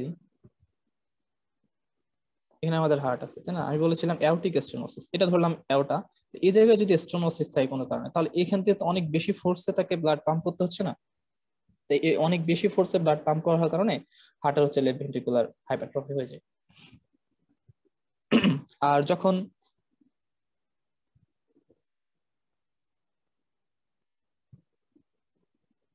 আসলে এটা ঘটনাটা হচ্ছে কি কার্ডিয়াক অ্যাক্লাসিয়া, আচ্ছা আমি এটাকে বলে নিই তারপর বলতেছি, এই জায়গাটা যেটা আছে, এই জায়গাটা যেটা মানে এখানে যদি মাইটাল ইনসাফিসিয়েন্সি হয়, মাইটাল ইনসাফিসিয়েন্সি যে ব্যাপারটা সেটা হচ্ছে গিয়ে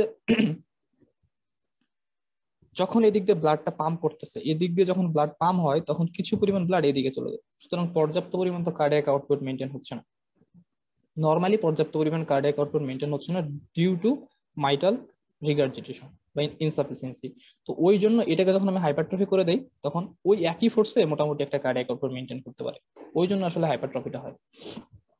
আর একটা কথা বলছে যে কার্ডিয়াক অ্যাক্লাসিয়া, আসলে বলতে কি এটা হচ্ছে অ্যাক্লাসিয়া কার্ডিয়া নামে পরিচিত, ঠিক আছে, ওই ইসোফেগাসের যে রিজিয়নটা আছে না, ইসোফেগাসের ওটাকে আমরা বলি কি কার্ডিয়াক রিজন, মানে যে রিজিয়নটা বরাবর হয় তার হচ্ছে আমরা একটা টেস্ট বলতে করে থাকি যেটাকে বলা হয় যে ট্রান্স ইসোফেজিয়াল ইকোকার্ডিওগ্রাফি, ঠিক আছে।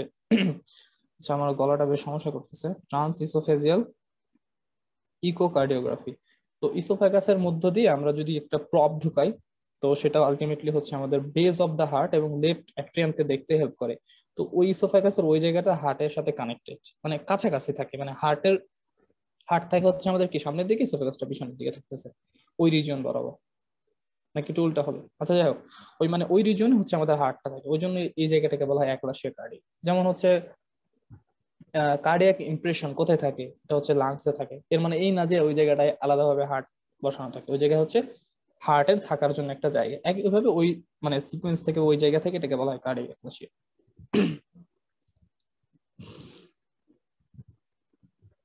আচ্ছা, টাইপ অফ হাইপারট্রফি, আমি তো এতক্ষণ বললাম অনেক কিছু। তো এই দুইটা টাইপ হচ্ছে আমরা যখন প্যাথোলজি একবারে একটা খুব ইম্পর্টেন্ট প্যাথোলজি ওয়ার্ডে পাওয়া যায়, সেটা হচ্ছে কার্ডিওমায়োপ্যাথি। হ্যাঁ, কার্ডিওমায়োপ্যাথির ক্ষেত্রে এটা পাওয়া যায়। একটা হচ্ছে ইসেন্ট্রিক হাইপারট্রফি, একটা হচ্ছে কনসেন্ট্রিক হাইপারট্রফি। আচ্ছা, আমাদের বডির যে স্ট্রাকচার গুলো আছে, অর্গান গুলো আছে, সেগুলো কিভাবে সাজানো, কারো কোনো ধারণা আছে? সিরিজ নাকি প্যারালাল, একটু জানালে ভালো হয়, কেউ যদি জানো লিস্ট। এটা কিন্তু খুবই দামি একটা কনসেপ্ট।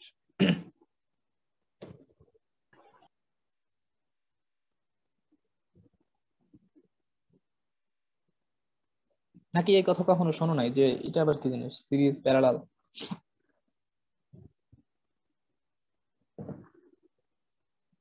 আচ্ছা, একটু রেসপন্স করতে হবে তো, কথা না বললে কেমনে বুঝবো যে আসলে কিছু বলতেছো নাকি বলতেছো না? আচ্ছা, আমি বলি তাহলে ব্যাপারটা। আচ্ছা, আমরা একটু জাস্ট একটু ফিজিক্স পড়বো। ফিজিক্সে যেটা পড়ছিলাম যে R1 is equals to what, sorry, R is equals to R1 R2, এটা হচ্ছে সিরিজ, আর এটা হচ্ছে সমান্তরাল। তো আমাদের বডির প্রতিটা স্ট্রাকচার আল্লাহ তাআলা প্যারালালি সাজাইছে। কেন প্যারালালি যদি সাজানো হয় তাহলে তার রেজিস্ট্যান্স কি থাকে? অনেক কম থাকে। দেখেন, আপনি যদি এগুলো এক এক করে ধরেন তাহলে মোট রেজিস্ট্যান্স কত আসতেছে? 3। আর এখানে এক এক করে দেন, রেজিস্ট্যান্স পাবেন 1, তাই না? তাহলে প্যারালালি যদি সাজায় তাহলে রেজিস্ট্যান্স কম, ব্লাড ফ্লো বেশি, প্রতিটা অর্গান অনেক খুব কম সময়ের ভিতরে খুব তাড়াতাড়ি অনেক ব্লাড পেয়ে যাবে। ওই জন্য দেখবেন আল্লাহ তাআলা অ্যাবডোমিনাল এওয়ার্টা দিচ্ছে সুন্দর করে, দুইটা করে ব্রাঞ্চ দিয়ে, এখানে এখানে হার্টকে দিছে, সরি এখানে গাটকে দিছে সম্পূর্ণ, দুই দিকে দুইটা কিডনিকে দিছে, তারপর সুন্দর মতো ইনগুইনাল ক্যানেল দিয়ে আলটিমেটলি হচ্ছে আমাদের নিচের দিকে চলে যাচ্ছে। মানে প্যারালালি আল্লাহ তাআলা সবকিছু সাজাইছে। এই যদি সিরিজে সাজাইতো না তাহলে দেখা যেত প্রথমে হার্ট ব্লাড পাইলো, তারপর লিভার ব্লাড পাইলো, তারপর এটার নাম কি কিডনি ব্লাড পাইলো, আস্তে আস্তে আস্তে আস্তে একজন একজন করে ব্লাড পাইতো। ঠিক আছে? সো আমি এটা কেন বললাম, আমাদের যে ইসেন্ট্রিক হাইপারট্রফি এবং কনসেন্ট্রিক হাইপারট্রফির এই কনসেপ্টটা এখানে আছে, এটা কিন্তু খুব ইম্পর্টেন্ট এবং দামি একটা কনসেপ্ট, এবং এর পিছনে অনেক ব্যাখ্যা আছে যে এটা কেন হচ্ছে এরকম, এইভাবে সাজানোর কারণ, এবং এটার সাথে ফ্লো, মানে ফ্লো ফ্লো ইকুয়েশন মনে বলে একটা ব্যাপার স্যাপার আছে, ফ্লো ইকুয়েশনের যে ব্যাপারটা আছে সেটা। তো দেখেন, ইসেন্ট্রিক হাইপারট্রফি এবং কনসেন্ট্রিক হাইপারট্রফি, যখন একটা পেশেন্টের প্রেশার ওভারলোড হয়, মানে তার যখন হাইপার টেনশন হচ্ছে, হাইপার টেনশন যখন হয় তখন কার্ডিয়াক যে মায়োসাইট গুলো আছে সেগুলো হচ্ছে একটা আরেকটার সাথে এরকম প্যারালালি অ্যাড থাকে, প্যারালাল। তো ধরলাম আমি এটা হচ্ছে আমাদের হার্ট, জাস্ট শুধু বোঝানোর জন্য। তো এই হার্টে যদি আমি এখন প্যারালালি অ্যাড করতে থাকি তাহলে হার্টের এই ক্যাভিটির লেন্থ কি বাড়তেছে নাকি মাসেলের লেন্থ বাড়তেছে, একটু বলেন তো?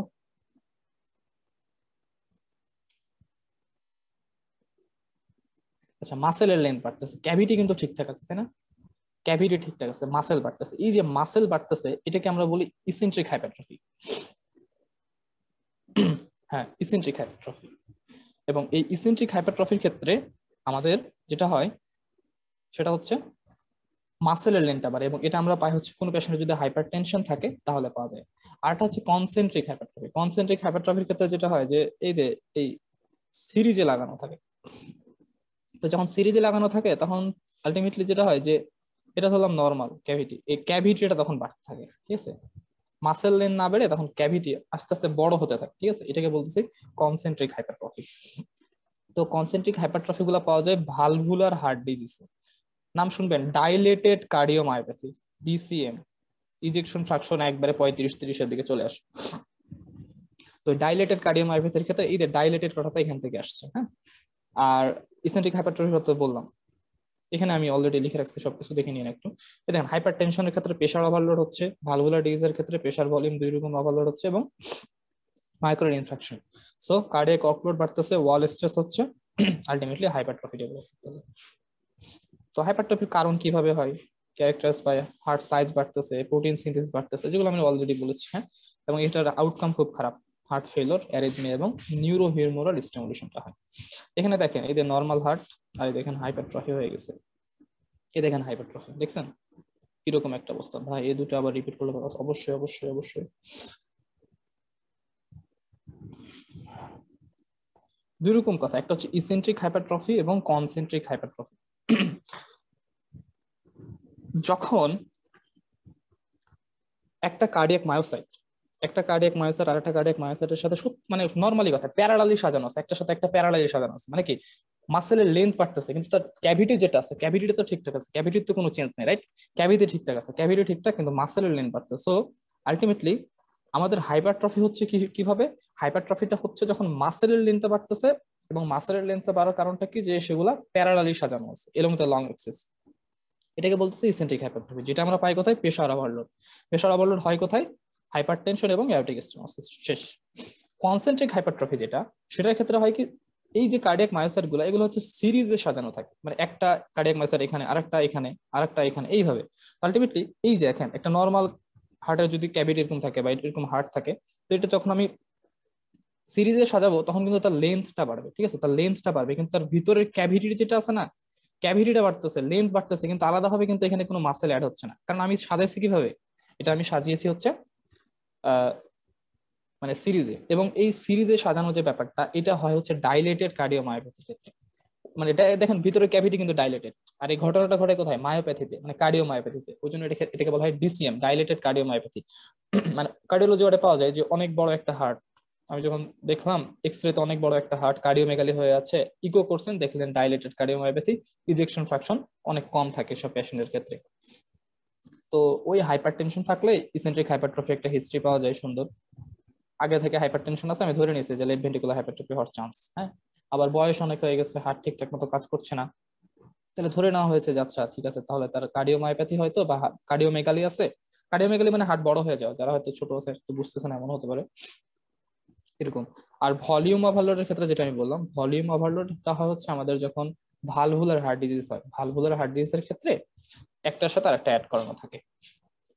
আচ্ছা আপু, বুঝতে পেরেছেন আপনি? এবং এটাও একই মেকানিজম, আমরা যে হাইপারট্রফি মেকানিজম বলেছি সেটাই।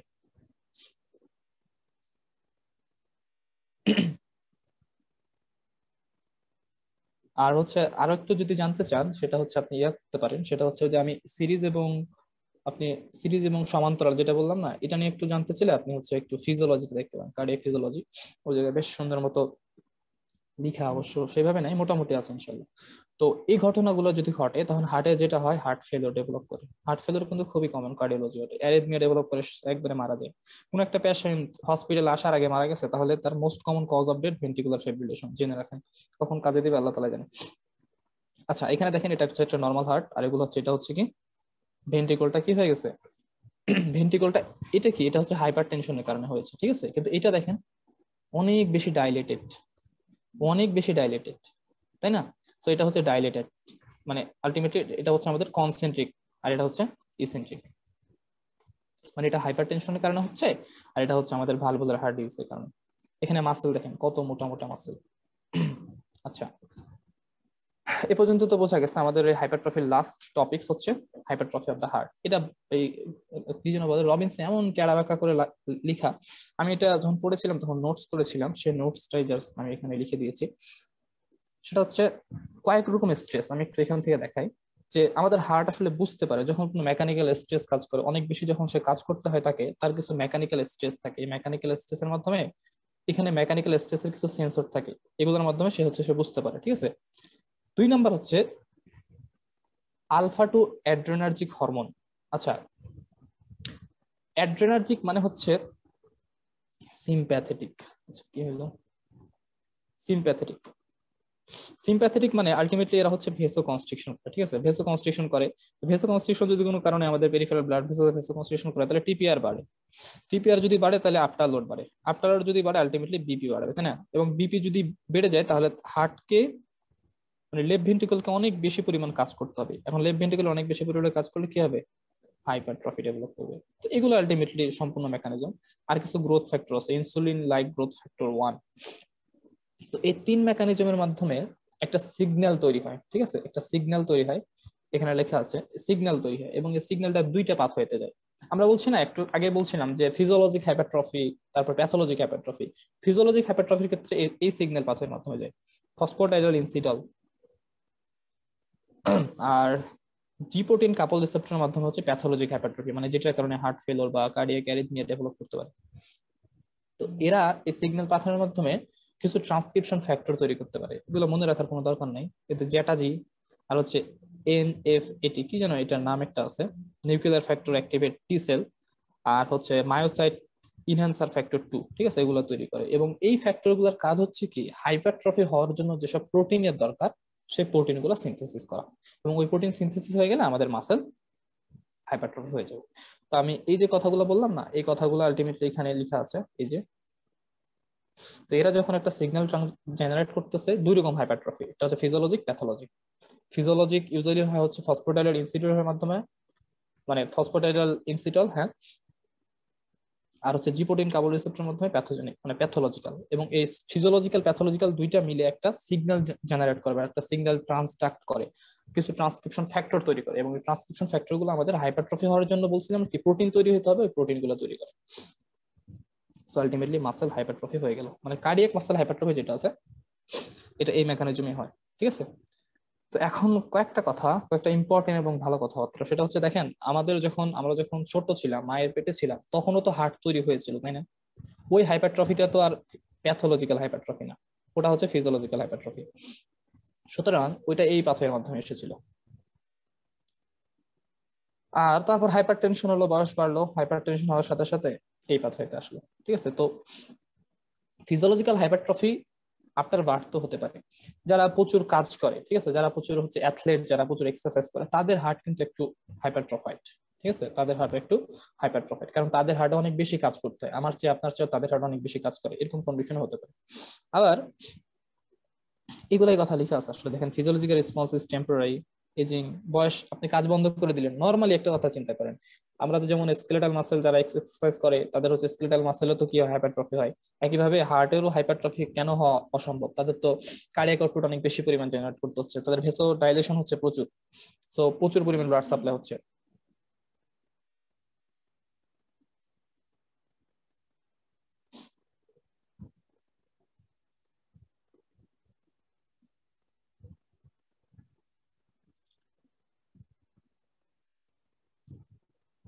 আচ্ছা, ঠিক আছে।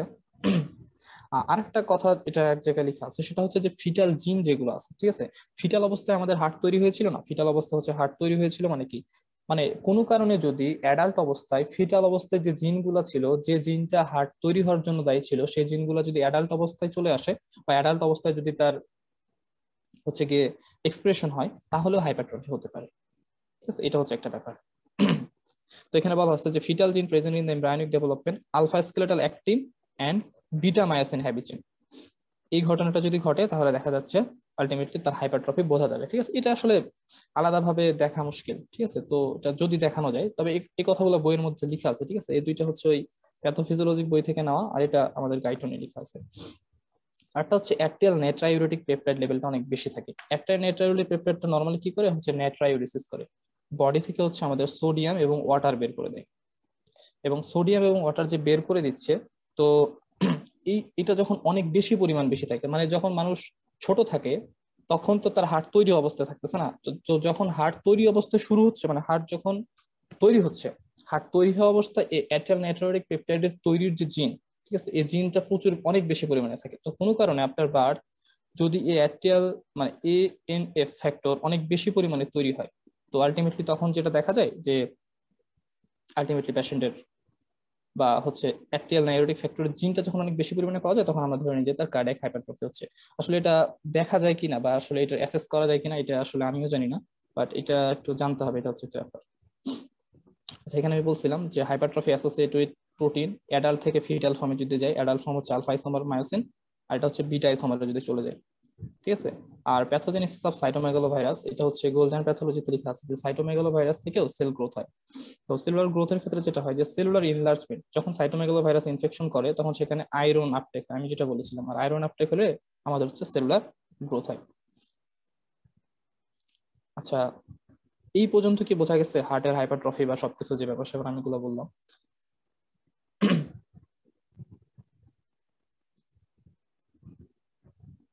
বোঝা গেলে আমরা সামনে আগাবো, আমাদের আরো 3টা টপিকস আছে, ইনশাআল্লাহ খুব তাড়াতাড়ি শেষ হয়ে যাবে।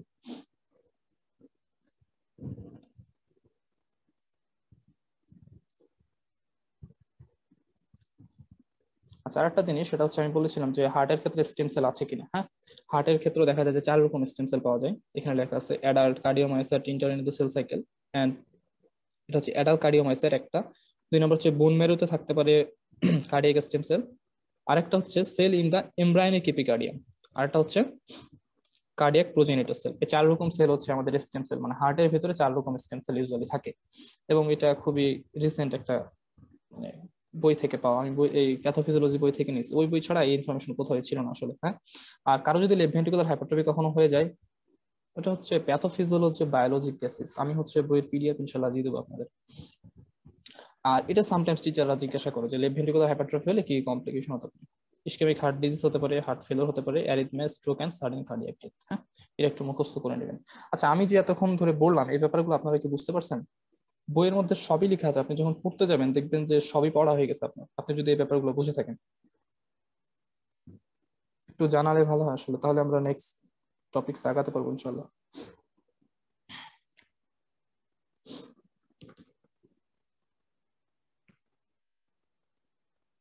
আচ্ছা ওকে, আমরা যেটা যাচ্ছি সেটা হচ্ছে হাইপারপ্লাসিয়া। হাইপারপ্লাসিয়ার ক্ষেত্রে যেটা বলেছিলাম সেটা হচ্ছে যে যখন সেল সাইজ বাড়তেছে তখন আমরা তাকে বলতেছি হাইপারট্রফি, আর যদি নাম্বার বাড়ে তাহলে তাকে বলতেছি হাইপারপ্লাসিয়া। তো হাইপারপ্লাসিয়ার কারণ খুব ইম্পর্টেন্ট, এই কারণগুলো পরীক্ষা আসে রিটেন ভাবে বোধ।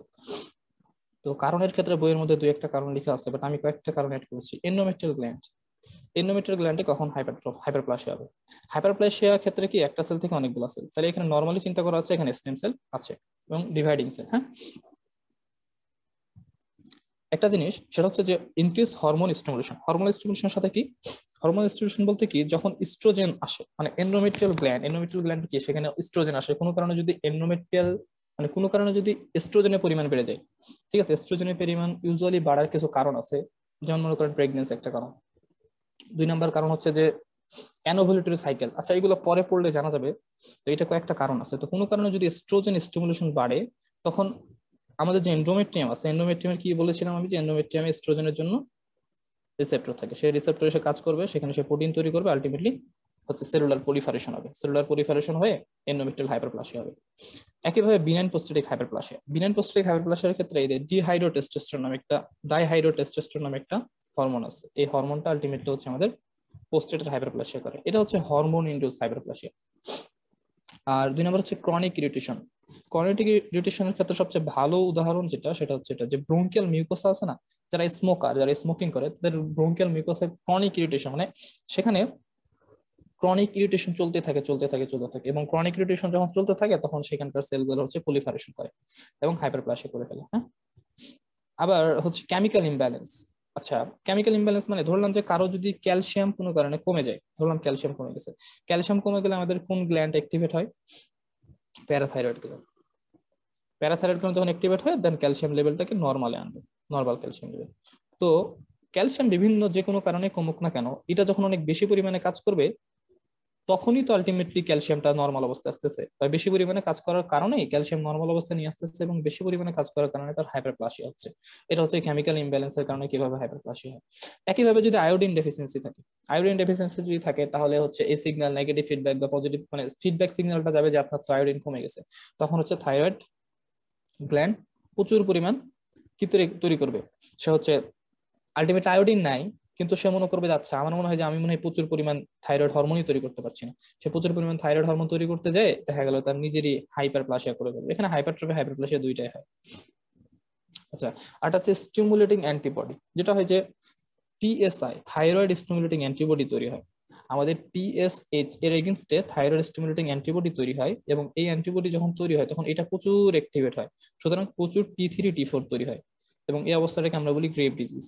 হ্যাঁ, এই গ্রেভ ডিজিজও একটা কারণ, যখন হচ্ছে আমাদের মানে গয়টার পাওয়া যায়, ডিফিউজ গয়টার পাওয়া যায় গ্রেভ ডিজিজের ক্ষেত্রে। আর viral infection, human papilloma virus, সেটা হচ্ছে ইপিডার্মাল হাইপারপ্লাসিয়া করে।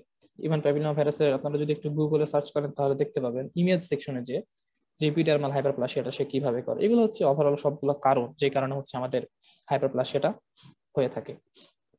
আর হাইপারপ্লাসিয়া কখনো পার্মানেন্ট সেলে হবে না, কারণ তার সেল ডিভাইড করতে হয়, সেল ডিভিশন কোথায় হয় না? পার্মানেন্ট সেলে হয় না। হ্যাঁ, আর এটা আমরা সাইড বলেছি এন্ডোমেট্রিয়াম, ব্রেস্ট এন্ড প্রোস্টেট। আচ্ছা, ফিজিওলজিক্যাল হাইপারপ্লাসিয়ার ক্ষেত্রে কয়েকটা কথা আমি অলরেডি সবকিছু, মানে যখন আমি ইয়ার কথা বললাম, মানে আপনাদের যখন এই যে এই জায়গাটা মানে কজ বলেছি তখনই মোটামুটি ওভারঅল বলে ফেলেছি যে আসলে এটার কয়েক রকম টাইপস এবং কোথায় আলটিমেটলি কি হচ্ছে। যেমন হরমোনাল হাইপারপ্লেসিয়া কোথায় হয়, পিউবার্টি এবং প্রেগনেন্সিতে ব্রেস্টে হয়, আর প্রেগনেন্ট ইউটেরাস হয়, যেটা ইউটেরাসের আমরা এন্ডোমেট্রিয়ামের কথা বলি। আর কম্পেনসেটর হচ্ছে পার্শিয়াল হেপাটেক্টমি, আর হচ্ছে বোন ম্যারো হাইপারপ্লেসিয়া। আচ্ছা, বোন ম্যারো হাইপারপ্লেসিয়া একটু কথা আছে, পার্শিয়াল হেপাটেক্টমি নিয়ে তো আগে বলেছি। বোন ম্যারো আর ইউটেরাসের কথা তো বললাম, এস্ট্রোজেন রিসেপ্টরের উপর বাইন্ড করে। আর বোন ম্যারো হাইপারপ্লেসিয়া যে ব্যাপারটা, সেটা হচ্ছে কারো যদি অ্যাকুট হিমোরেজ হয় তাহলে তার কি ব্লাড লস হচ্ছে। আচ্ছা, ব্লাড যদি লস হয় তাহলে তার অক্সিজেন ক্যারিং ক্যাপাসিটি বলেন বা সবকিছু আলটিমেটলি কি হবে, কমে যাবে। এগুলো যদি কখনো কমে যায়, এই কমে যাওয়ার কারণে যে ঘটনাটা ঘটবে সেটা হচ্ছে তার অক্সিজেনটা কমে যাবে, তাহলে কারণ আলটিমেটলি সে কি অক্সিজেন ক্যারি করে, তাহলে তার হাইপোক্সিয়া হবে, তাই না? হাইপোক্সিক অবস্থা যখন কিডনিতে যাবে, কিডনিতে যখন এই অবস্থাটা হবে তখন হাইপোক্সিক কন্ডিশনে সেখান থেকে একটা হরমোন রিলিজ হয়, তার নাম হচ্ছে ইরেথ্রোপয়েটিন, পেরিটিউবুলার ইন্টাস্ট্রিয়াল সেল থেকে। এবং এই ইরেথ্রোপয়েটিনটা যাবে বোন মেরুতে, বোন মেরুতে গিয়ে বোন মেরু হাইপারপ্লাসিয়া করবে, প্রচুর পরিমাণে যাচ্ছে, প্রচুর হাইপোক্সিয়া, প্রচুর পরিমাণে ইরেথ্রোপয়েটিন তৈরি হচ্ছে, এবং আলটিমেটলি বোন মেরু অনেক বেশি পরিমাণ কাজ করতে যাচ্ছে, তখন আলটিমেটলি বোন মেরু হাইপারপ্লাসিয়া হবে। আর প্যাথোলজিক্যাল হাইপারপ্লেসিয়া হচ্ছে এন্ডোমেট্রিয়াল, বোনেনপোস্টিক হাইপারপ্লেসিয়া এবং স্কিন ওয়ার্ট, যেটা আমি কজ বলার সময় বলে ফেলেছি অলরেডি। আর এটা একটা গ্লান্স লেখা আছে, একটু দেখে নিবেন, এটা আগের কথাগুলো এখানে মোটামুটি বলা। আচ্ছা, মেকানিজম অফ হাইপারপ্লাসিয়া যেটা খুবই ইম্পর্টেন্ট, জাস্ট একটা লাইনে যদি মাথার মধ্যে রাখতে চান, যে growth factor driven from the mature cell, অথবা স্টেম সেল থেকে নতুন সেল তৈরি হচ্ছে। গ্রোথ ফ্যাক্টর দিয়ে তৈরি হচ্ছে, গ্রোথ ফ্যাক্টর আমাদের যে ম্যাচিউর সেলগুলো আছে সেগুলো গ্রোথ ফ্যাক্টর তৈরি করতেছে, ওই গ্রোথ ফ্যাক্টর থেকে আরো ম্যাচিউর সেল তৈরি হচ্ছে, এটা একটা। আরেকটা হচ্ছে যে আমাদের যে টিস্যুটা আছে, যে টিস্যুতে হাইপারপ্লাসিয়া হচ্ছে, সেখানে যে স্টেম সেল আছে, সেই স্টেম সেলটা কি করতেছে, নতুন নতুন সেল তৈরি করতেছে, এটা হচ্ছে একটা। তো এখানে লিখে আছে দেখেন, যে গ্রোথ ফ্যাক্টর এন্ড হরমোনাল ইমব্যালেন্সের কারণে ট্রান্সক্রিপশন ফ্যাক্টর তৈরি হয়, আর এই ট্রান্সক্রিপশন ফ্যাক্টর কি করে, transcription of the various cellular জিন, এবং আলটিমেটলি সেলের নাম্বার বাড়তেছে, এন্ড ইনক্রিজ সেল টিস্যু। এটা মানে জাস্ট শুধু জানার জন্য, বাট এই জায়গার ইনফরমেশনটা একটু মাথার মধ্যে রাখতে হবে।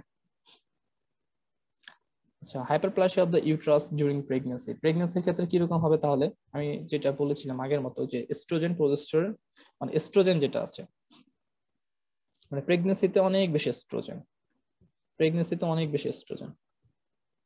সো এস্ট্রোজেনটা বাইন্ড করবে আমাদের এস্ট্রোজেনিক রিসেপ্টর, একই কথা, এস্ট্রোজেনিক রিসেপ্টর বাইন্ড করে সেখানে হচ্ছে আমাদের ট্রান্সক্রিপশন ফ্যাক্টর তৈরি করবে, এই ট্রান্সক্রিপশন ফ্যাক্টর হচ্ছে আমাদের কিছু মানে গ্রোথ ফ্যাক্টর বা প্রোটিন তৈরি করবে, এবং এই প্রোটিনটা হচ্ছে আমাদের এদের এখানে যেটা আছে, increase number of the cell, cell number বৃদ্ধি করবে। একই সাথে ওখানে হাইপারট্রফি এবং হাইপারপ্লাসিয়া হয়। যদি বলা হয় যে হাইপারট্রফি হাইপারপ্লাসিয়া কোথায় হচ্ছে, এরকম একটা অর্গানের নাম বলো, তাহলে হচ্ছে ইউট্রাস আসবে, ব্রেস্টও কিন্তু আসবে, দুইটা কথা। আর হাইপারপ্লাসিয়া কিন্তু একটা ক্লিনিক্যাল ইম্পর্টেন্স আছে, এটা কিন্তু সবসময় ভালো না। হাইপারপ্লাসিয়া থেকে কি হতে পারে, এন্ডোমেটাল হাইপারপ্লাসিয়া থেকে এন্ডোমেটাল কার্সিনোমা হতে পারে। আর রিজেনারেটিভ নোডিউলস অফ সিরোসিস যদি কোনো কারণে হয়, সেখানকার যে রিজেনারেটিভ নোডিউলস আছে সেখান থেকে হচ্ছে আলটিমেটলি হেপাটোসেলুলার কার্সিনোমা হতে পারে। আর যদি কারো বিনাইন পোস্টেটিক হাইপারপ্লাসিয়া অনেক বেশি হয়ে যায়, তখন তার ইউজুয়ালি মিডিয়ান লোবটা বড় হয় পোস্টেটের, এটা হচ্ছে ইউরেথ্রার দিকে থাকে, তো ইউরেথ্রাল অবস্ট্রাকশন করে, তখন ইউরিনারি রিটেনশন হয়। ঠিক আছে, এই কয়েকটা ক্লিনিক্যাল ইম্পর্টেন্স অফ হাইপারপ্লাসিয়া কিন্তু পরীক্ষা জিজ্ঞাসা করে। আচ্ছা, এই এ পর্যন্ত কি বোঝা গেছে? হাইপারপ্লাসিয়া নিয়ে কারো কোনো কোশ্চেন থাকলে করতে পারেন।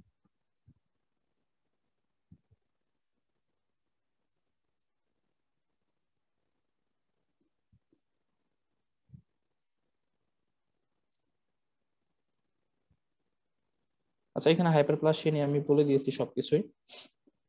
আচ্ছা, তাহলে আমরা নেক্সটে যাই, সেটা হচ্ছে অ্যাট্রফি। অ্যাট্রফি হচ্ছে reduction in the size of an organ or tissue due to decrease in cell size এর নাম্বার। সেল সাইজ এবং নাম্বার দুইটাই কমে যাবে। তাহলে আমি যদি একটু এটা একইভাবে types and pathological and physiological type, physiological টাইপটা হচ্ছে দেখেন লিম্ফয়েড টিস্যু, আমাদের যে লিম্ফয়েড টিস্যু গুলো আছে, যেমন থাইমাস, এটা একটা লিম্ফয়েড টিস্যু, অ্যাডাল্ট টাইপেশন নাই হয়ে যায়, ঠিক আছে, এতে লিম্ফয়েড টিস্যু বলেন, বা হচ্ছে gonad after menopause, brain with aging যেটাকে আমরা সেনাইল অ্যাট্রফি বলি, অস্টিওপোরোসিস হয়ে যায় অনেক সময়, ঠিক আছে, বনি টিউবারকেল থেকে ডিউ টু বয়সের কারণে। আর জন্মের সময় ছিল আফটার বার্থ নাই, এমন হচ্ছে নটোকর্ড এবং থাইরোগ্লোসাল ডাক্ট, এই দুইটা হচ্ছে আফটার বার্থ হচ্ছে আমাদের কি হয়, অ্যাট্রফি হয়ে যায়। আর পার্চুরেশনের পর ইউটেরাস, একবারে খুবই নর্মাল কথাবার্তা, জাস্ট সব জায়গায় অ্যাড করে দেওয়া। আর প্যাথোলজিক যে ব্যাপারটা আছে, এটা হচ্ছে লোকালাইজ এবং জেনারেলাইজ। লোকালাইজ হচ্ছে ডিনারভেটের অ্যাট্রফি বা ডিসিউস অ্যাট্রফি বা প্রেশার অ্যাট্রফি, লোকালাইজ যে জায়গায় আছে সে জায়গায় হয়। আর জেনারেলাইজ স্টারভেশনের কারণে হচ্ছে, স্টারভেশনের কারণে ফুল বডি অ্যাট্রফি হয়ে গেছে, ঠিক আছে, বা সেনাল অ্যাট্রফি, ব্রেনের যে অ্যাট্রফিটা হচ্ছে। তো এর কিছু কারণ আছে, এই কারণগুলো আমি ডিরেক্ট রবিন্স থেকে বলেছি। সেটা হচ্ছে ডিক্রিজ ওয়ার্কলোড। কেউ যদি অনেকদিন বেড রিডেন অবস্থায় থাকে তাহলে, বা কোনো কাজ না করে, তাহলে ওই যে মাসেল গুলো আছে বা সেল গুলো আছে ওগুলো আগের মতো কাজ করবে না, কাজ করার দরকার নাই, অ্যাট্রফি হয়ে যাবে। ঠিক আছে। 2 নম্বর হচ্ছে loss of innervation. Normally মাসেলের function করার জন্য সেখানে পর্যাপ্ত পরিমাণ, মাসেলের ফাংশন এবং মেটাবলিজমের জন্য পর্যাপ্ত পরিমাণ কি দরকার, আমাদের নার্ভের সাপ্লাই দরকার। নার্ভের সাপ্লাই না থাকলে সেখানে মাসেলের মেটাবলিজম এবং ফাংশন ঠিকঠাক মতো হবে না। মেটাবলিজম ফাংশন যদি ঠিকঠাক মতো না হয়, আলটিমেটলি অ্যাট্রফি হয়ে যাবে, মানে আর ছোট হয়ে যাবে সাইজ। Diminish blood supply. একটা অর্গানের নিউট্রিশন পাই ব্লাডের মাধ্যমে, তো সে জায়গায় যদি আমি ব্লাড সাপ্লাই কমাই দেই তাহলে আলটিমেটলি সেখানে ইস্কিমিয়া ডেভেলপ করবে। ইস্কিমিয়া ডেভেলপ করলে একটা সময় যে তার সাইজটা যতটুকু ছিল তার চেয়ে ছোট হয়ে যাবে। তার সেল অর্গানাইজ গুলো ঠিক মতো নিউট্রিশন না পেয়ে আলটিমেটলি সাইজ ছোট করবে, সে তাকে অ্যাডাপ্ট করে ফেলবে ওই কম নিউট্রিশনের ভিতরে। আচ্ছা, ইনএডুকেট নিউট্রিশন নামে আরেকটা ব্যাপার স্যাপার আছে। আচ্ছা, ডিমিনিশ ব্লাড সাপ্লাই একটা ব্যাপারটা এরকম যে যখন ব্লাড খুব কম পরিমাণে যাচ্ছে, ধরলাম এটা হচ্ছে আমাদের ব্রেনে হচ্ছে ব্লাড সাপ্লাই নর্মালি যতটুকু যাওয়ার কথা তার চেয়ে কম পরিমাণে যাচ্ছে। এটার কনসেপ্ট এরকম যে আমাদের বয়স বাড়ার সাথে সাথে আথারোস্ক্লেরোসিস হয়, তো তখন তো কম পরিমাণ ব্লাড যায়, তাই না? কম পরিমাণ ব্লাড যায়, এখন ব্রেন তো অনেক বড় একটা জিনিস, তো আগে যতটুকু ব্লাডে সে তাকে অ্যাকোমোডেটেড করে রাখতো বা কাজ করতো, এখন যত কম পরিমাণ ব্লাড আসতেছে ওই জন্য এর সাইজটাকে ছোট করে ফেলে এবং ওই কম পরিমাণ ব্লাডে সে অ্যাডাপ্ট করে ফেলে। এটাকে বলা হয় সেনাইল অ্যাট্রফি। এটা এখানে দেখা গেছে, দেখেন সাইজ ছোট হয়ে যায়। হ্যাঁ, আর ইনএডুকেট নিউট্রিশনের ক্ষেত্রে যেটা হয় যে যদি প্রপার নিউট্রিশন না থাকে তখন সেল সাইজ গুলো হচ্ছে ছোট হয়ে যায়। এখন এটা ইউজুয়ালি দেখা যায় যে ক্রনিক ইনফ্লামেশন কন্ডিশন, অথবা হচ্ছে যে কারো যদি ম্যাল নিউট্রিশন থাকে, অনেক দিন ধরে ম্যাল নিউট্রিশন, এবং ম্যাল নিউট্রিশন হলে দেখা যায় যে দেখেন মার্ক মাসেল অস্টিং পাওয়া যাচ্ছে, আবার ক্যাকেকশিয়া পাওয়া যাচ্ছে, ক্রনিক ইনফ্লামেটরি কন্ডিশন, কারো ক্যান্সার হয়ে গেছে। ঠিক আছে, আসলে ক্যান্সার যদি হয়ে যায় বা কেউ যদি ক্যাকেকশিক হয়ে যায়, তার আসলে টিউমার নেক্রোসিস ফ্যাক্টর নামে একটা ফ্যাক্টর আছে, এটা অ্যাক্টিভেট হয়, এবং এই অ্যাক্টিভেট আমাদের ব্রেনের যে অ্যাপিটাইট সেন্টার আছে এই অ্যাপিটাইট সেন্টারকে সাপ্রেস করে দেয়। ওই জন্য আমাদের হচ্ছে লস অফ অ্যাপিটাইট হয়ে যায়। ঠিক আছে, লস অফ অ্যাপিটাইট, দেখবেন যে ক্যান্সারের পেশেন্ট বলে খাইতে পারে না এবং তারা শুকাই গেছে। আর একটা জিনিস যে ক্যান্সারের পেশেন্ট যারা আছে তাদের ক্ষেত্রে মাসেল অস্টিং এর একটা ইম্পর্টেন্ট মেকানিজম হচ্ছে, অ্যাট্রফির ক্ষেত্রে যে মেকানিজম সেটা হচ্ছে যে এটা একটা তো মেকানিজম, আর একটা হচ্ছে যে ইউবিকুইটিন প্রোটিওসোম মেকানিজম। ঠিক আছে, এটা আমি একটু পরে ডিসকাস করবো ইনশাআল্লাহ। আর loss of endocrine function. Endocrine function মানে কি, মেনোপজ, আফটার মেনোপজ এন্ডোমেট্রিয়াম আগের মতো কাজ করে না, সুতরাং তার হচ্ছে অ্যাট্রফি হয়ে যাবে। আবার হচ্ছে ভ্যাজিনাল এপিথেলিয়াম বা ব্রেস্ট, এটা তো এন্ডোমেট্রিয়ামের পর আফটার মেনোপজ তো তার এস্ট্রোজেনিক স্টিমুলেশনটা থাকে না, এই কারণে হচ্ছে এটা। আর প্রেশার অ্যাট্রফির ক্ষেত্রে যেটা হয় যে একটা যদি টিউমার হয় তার চারপাশে যে স্ট্রাকচার গুলো আছে সেগুলোকে সে কম্প্রেস করে, তো সেগুলোকে যখন সে কম্প্রেস করবে ওই চারপাশে সারাউন্ডিং স্ট্রাকচারে অ্যাট্রফি হয়ে যাবে, এটা হচ্ছে প্রেশার অ্যাট্রফি। আচ্ছা, এখানে সুন্দর মতো লেখা আছে স্টারভেশনের কারণে কি হয়। এখানে সবচেয়ে ভালো করে লেখা আছে প্রেশার, দেখেন যে erosion of the spine by tumour and nerve root. স্পাইনে যদি কোনো টিউমার হয় সেটাকে আমরা বলি, অনেক কারণে হতে পারে, তো বা টিবি হয়, ঠিক আছে, পটস ডিজিজ, তো টিউমার হলে নার্ভ রুটকে হচ্ছে সে নার্ভ রুট অথবা টিউমার যদি হয়, নার্ভ রুটে যদি কোনো টিউমার হয় তাহলে স্পাইনে ইরোশন হয়। ঠিক আছে, স্পাইনটা ওই জায়গায় কম্প্রেস হয়ে যায় প্রেশারের কারণে। ঠিক আছে, ম্যানিনজিওমা যদি কারো হয় তাহলে সেখানে স্কালে ইরোশন হয়। আর aneurysm of the arch of the অ্যাওর্টাতে যদি হয় তাহলে সেখানে স্টার্নাম ইরোশন হয়। জাস্ট একটা প্রেশারের কারণে একটা স্ট্রাকচার জাস্ট আর বেড়ে উঠতে পারছে না। এটা মেকানিজম অফ অ্যাট্রফি। আমি বলেছিলাম যে অ্যাট্রফিটা কি জিনিস, সেখানে হচ্ছে সেল নাম্বার এবং সেল সাইজ দুইটাই কমে যাবে। তো দুইটা কমে যাওয়ার মেকানিজম কি, সেল নাম্বার কমে দেওয়ার মেকানিজম হচ্ছে অ্যাপোপ্টোসিস, একবারে সম্পূর্ণ ভ্যানিশ করে দেবে। আর সেল সাইজ কমে দেওয়ার দুইটা মেকানিজম আছে, একটা হচ্ছে প্রোটিন সিনথেসিস কমাই দিতে হবে। প্রোটিন সিনথেসিস কখন কমবে, প্রোটিন সিনথেসিস হওয়ার জন্য যেসব ফ্যাক্টর ছিল সেই ফ্যাক্টরগুলো যদি কোনো কারণে না থাকে বা কমে যায় সেটা, অথবা মেটাবলিক অ্যাক্টিভিটি যদি কমে যায়। আর প্রোটিন ডিগ্রেডেশনের যে মেকানিজম, প্রোটিন ডিগ্রেডেশনের মেকানিজম ক্ষেত্রে যেটা হয়, যখন কারো অ্যাট্রফি হইতে হবে তখন ওখানকার যে সেলগুলো আছে, ঠিক আছে, ওখানকার যে সেলগুলো আছে ওই সেলগুলো অনেকগুলো অটোফ্যাজিক ভ্যাকিউলস তৈরি করে, এবং এই অটোফ্যাজিক ভ্যাকিউলস এর ভিতরে যেটা হয়, ধরলাম এটা অটোফ্যাজিক ভ্যাকিউলস তৈরি করতেছে, এখানে হচ্ছে আশেপাশে সেলের mitochondria, endoplasmic reticulum, Golgi apparatus সবগুলো ঢুকে, এবং এখানে কি আছে, লাইসোজাইম এনজাইম আছে, এবং এই লাইসোজাইম এনজাইম দিয়ে এটাকে সম্পূর্ণটাকে ডিস্ট্রাকশন করে ফেলে। বোঝা গেল?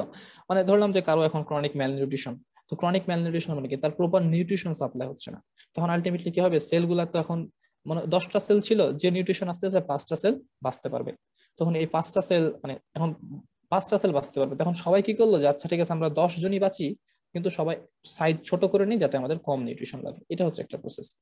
আরটা হচ্ছে ইউবিকুইটিন প্রোটিওসিস মেথড ডিগ্রেডেশন।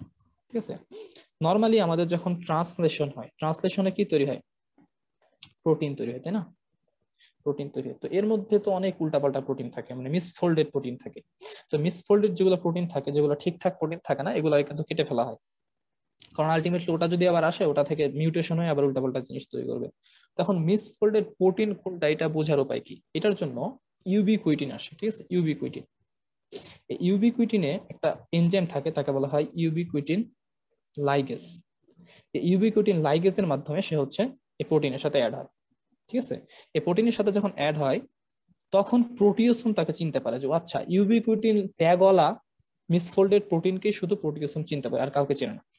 তো এই ট্যাগওয়ালা প্রোটিন যখন প্রেজেন্ট হয় এই প্রোটিওসোমের সামনে, তখন আলটিমেটলি দেখা যায় কি যে এই প্রোটিওসোম তখন তাকে বুঝতে পারে যে না, আমার এটাকে এখন ডিগ্রেড করে ফেলতে হবে, মেরে ফেলতে হবে, বা এটাকে ছোট ছোট করে কেটে ফেলতে হবে। কারণ কি? কারণ এই প্রোটিনটা মিসফোল্ডেড, যেটা কোনো প্রকার ভালো মানে ভালো কাজ পারফর্ম করতে পারবে না, তার প্রপার ফাংশন করতে পারবে না, উল্টাপাল্টা কাজ করবে। তো এই মেকানিজমের মাধ্যমে ইউজুয়ালি আমাদের কি হয়, নর্মাল যেসব প্রোটিন আছে এই প্রোটিন গুলাকে হচ্ছে কেটে ফেলা হয়। মানে নর্মাল মিসফোল্ডেড প্রোটিন, যে প্রোটিনটার প্রপার কোনো ফাংশন করতে পারবে না। তো এই মেকানিজমের মাধ্যমে আমাদের হচ্ছে অ্যাট্রোফির যে মানে মানে প্রোটিন ডিগ্রেডেশনের যে মেকানিজমটা, ইনক্রিজ প্রোটিন ডিগ্রেডেশন, এই মেকানিজমের মাধ্যমে হয়ে থাকে। এবং এটা খুব ভ্যালুয়েবল একটা বায়োকেমিস্ট্রি কনসেপ্ট। ঠিক আছে, এখানে নর্মালি আমাদের প্রোটিনের যে ফোল্ডিং, একটা প্রোটিনের ফোল্ডিং মানে ট্রান্সলেশনের পর প্রোটিন গুলো ঠিকঠাক মতো প্রাইমারি সেকেন্ডারি টারশিয়ারি যে ফোল্ডিংটা করার জন্য একটা ইম্পর্টেন্ট হচ্ছে মলিকুলস থাকে, তার নাম হচ্ছে চ্যাপরনস। এটা একটু মাথার মধ্যে রাখবেন। আচ্ছা, ব্রাউন অ্যাট্রফি কিছুই না, আমি একটু যেটা বললাম যে অনেকগুলো অটোফ্যাজিক ভ্যাকিউলস তৈরি হয়, এর ভিতরে mitochondria, endoplasmic reticulum, Golgi apparatus থাকে এবং লাইসোজোম সবগুলোকে ডিস্ট্রাকশন করে দেয়, ডিস্ট্রয় করে দেয়। তো কোনো কারণে যদি লাইসোজোম সম্পূর্ণটা ডিস্ট্রয় করতে না পারে, তখন যে অবস্থাটা তৈরি হয় তাকে বলতেছে ব্রাউন অ্যাট্রফি। কেন? দেখতে একটু ব্রাউন হয়, এবং এখানে বলেছে লিপোফুকসিন বডি নামে একটা বডি পাওয়া যায় যেটা দেখতে ব্রাউনই দেয়। এটাকে বলা হয় রেসিডুয়াল বডি এটাকে। আর রেসিডুয়াল বডির একটা উদাহরণ হচ্ছে লিপোফুকসিন গ্রানুলস। আর এই লিপোফুকসিন গ্রানুলস যখন অনেক বেশি পরিমাণে থাকে, ঠিক আছে, তখন সেটা হচ্ছে একটু দেখতে ব্রাউন কালারের হয়, ওই জন্য এটাকে বলা হচ্ছে ব্রাউন অ্যাট্রফি। আর আলটিমেট যেটা ব্যাপার সেটা হচ্ছে অ্যাট্রফির ক্ষেত্রে আমাদের যে ঘটনাটা ঘটছে সেটা হচ্ছে সবগুলা সেল বলেন বা স্ট্রাকচার বলেন, সবগুলার কি হচ্ছে প্রোটিন সিনথেসিস কমে যাচ্ছে, সবগুলো সাইজ ছোট হয়ে যাচ্ছে, এন্ডোপ্লাজমিক রেটিকুলাম, মাইটোকন্ড্রিয়া সবগুলো সাইজ কি হয়ে যাচ্ছে, ছোট হয়ে যাচ্ছে। এটা একটু মাথার মধ্যে রাখতে হবে। তার মেটাবলিক অ্যাক্টিভিটি কমে যাচ্ছে, এটা তার বডিলি নিডের কারণে করতেছে। আচ্ছা, এখানে সবকিছু আমি বলে দিয়েছি, সুন্দর মতো মানে দাগানো আছে আর কি। আচ্ছা, আমাদের এই অ্যাট্রফি ব্যাপারটা কি বোঝা গেছে? অ্যাট্রফি কিভাবে হচ্ছে না হচ্ছে, অ্যাট্রফির মেকানিজমটা খুব ইম্পর্টেন্ট, এবং এই কনসেপ্টটা বেশ ইম্পর্টেন্ট। ঠিক আছে, আপনি যদি একটু কোশ্চেন সলভ করেন কোনো কোনো কোশ্চেন ব্যাংকের, লাইক হচ্ছে ইউডব্লিউ বা আরএক্স বা এমবস, তাহলে এই কনসেপ্ট থেকে মানে একটা না একটা আপনি কোশ্চেন পাবেন। আর এরপরে হচ্ছে মেটাপ্লাসিয়াটাও খুব ইম্পর্টেন্ট। এ পর্যন্ত বোঝা গেছে কি?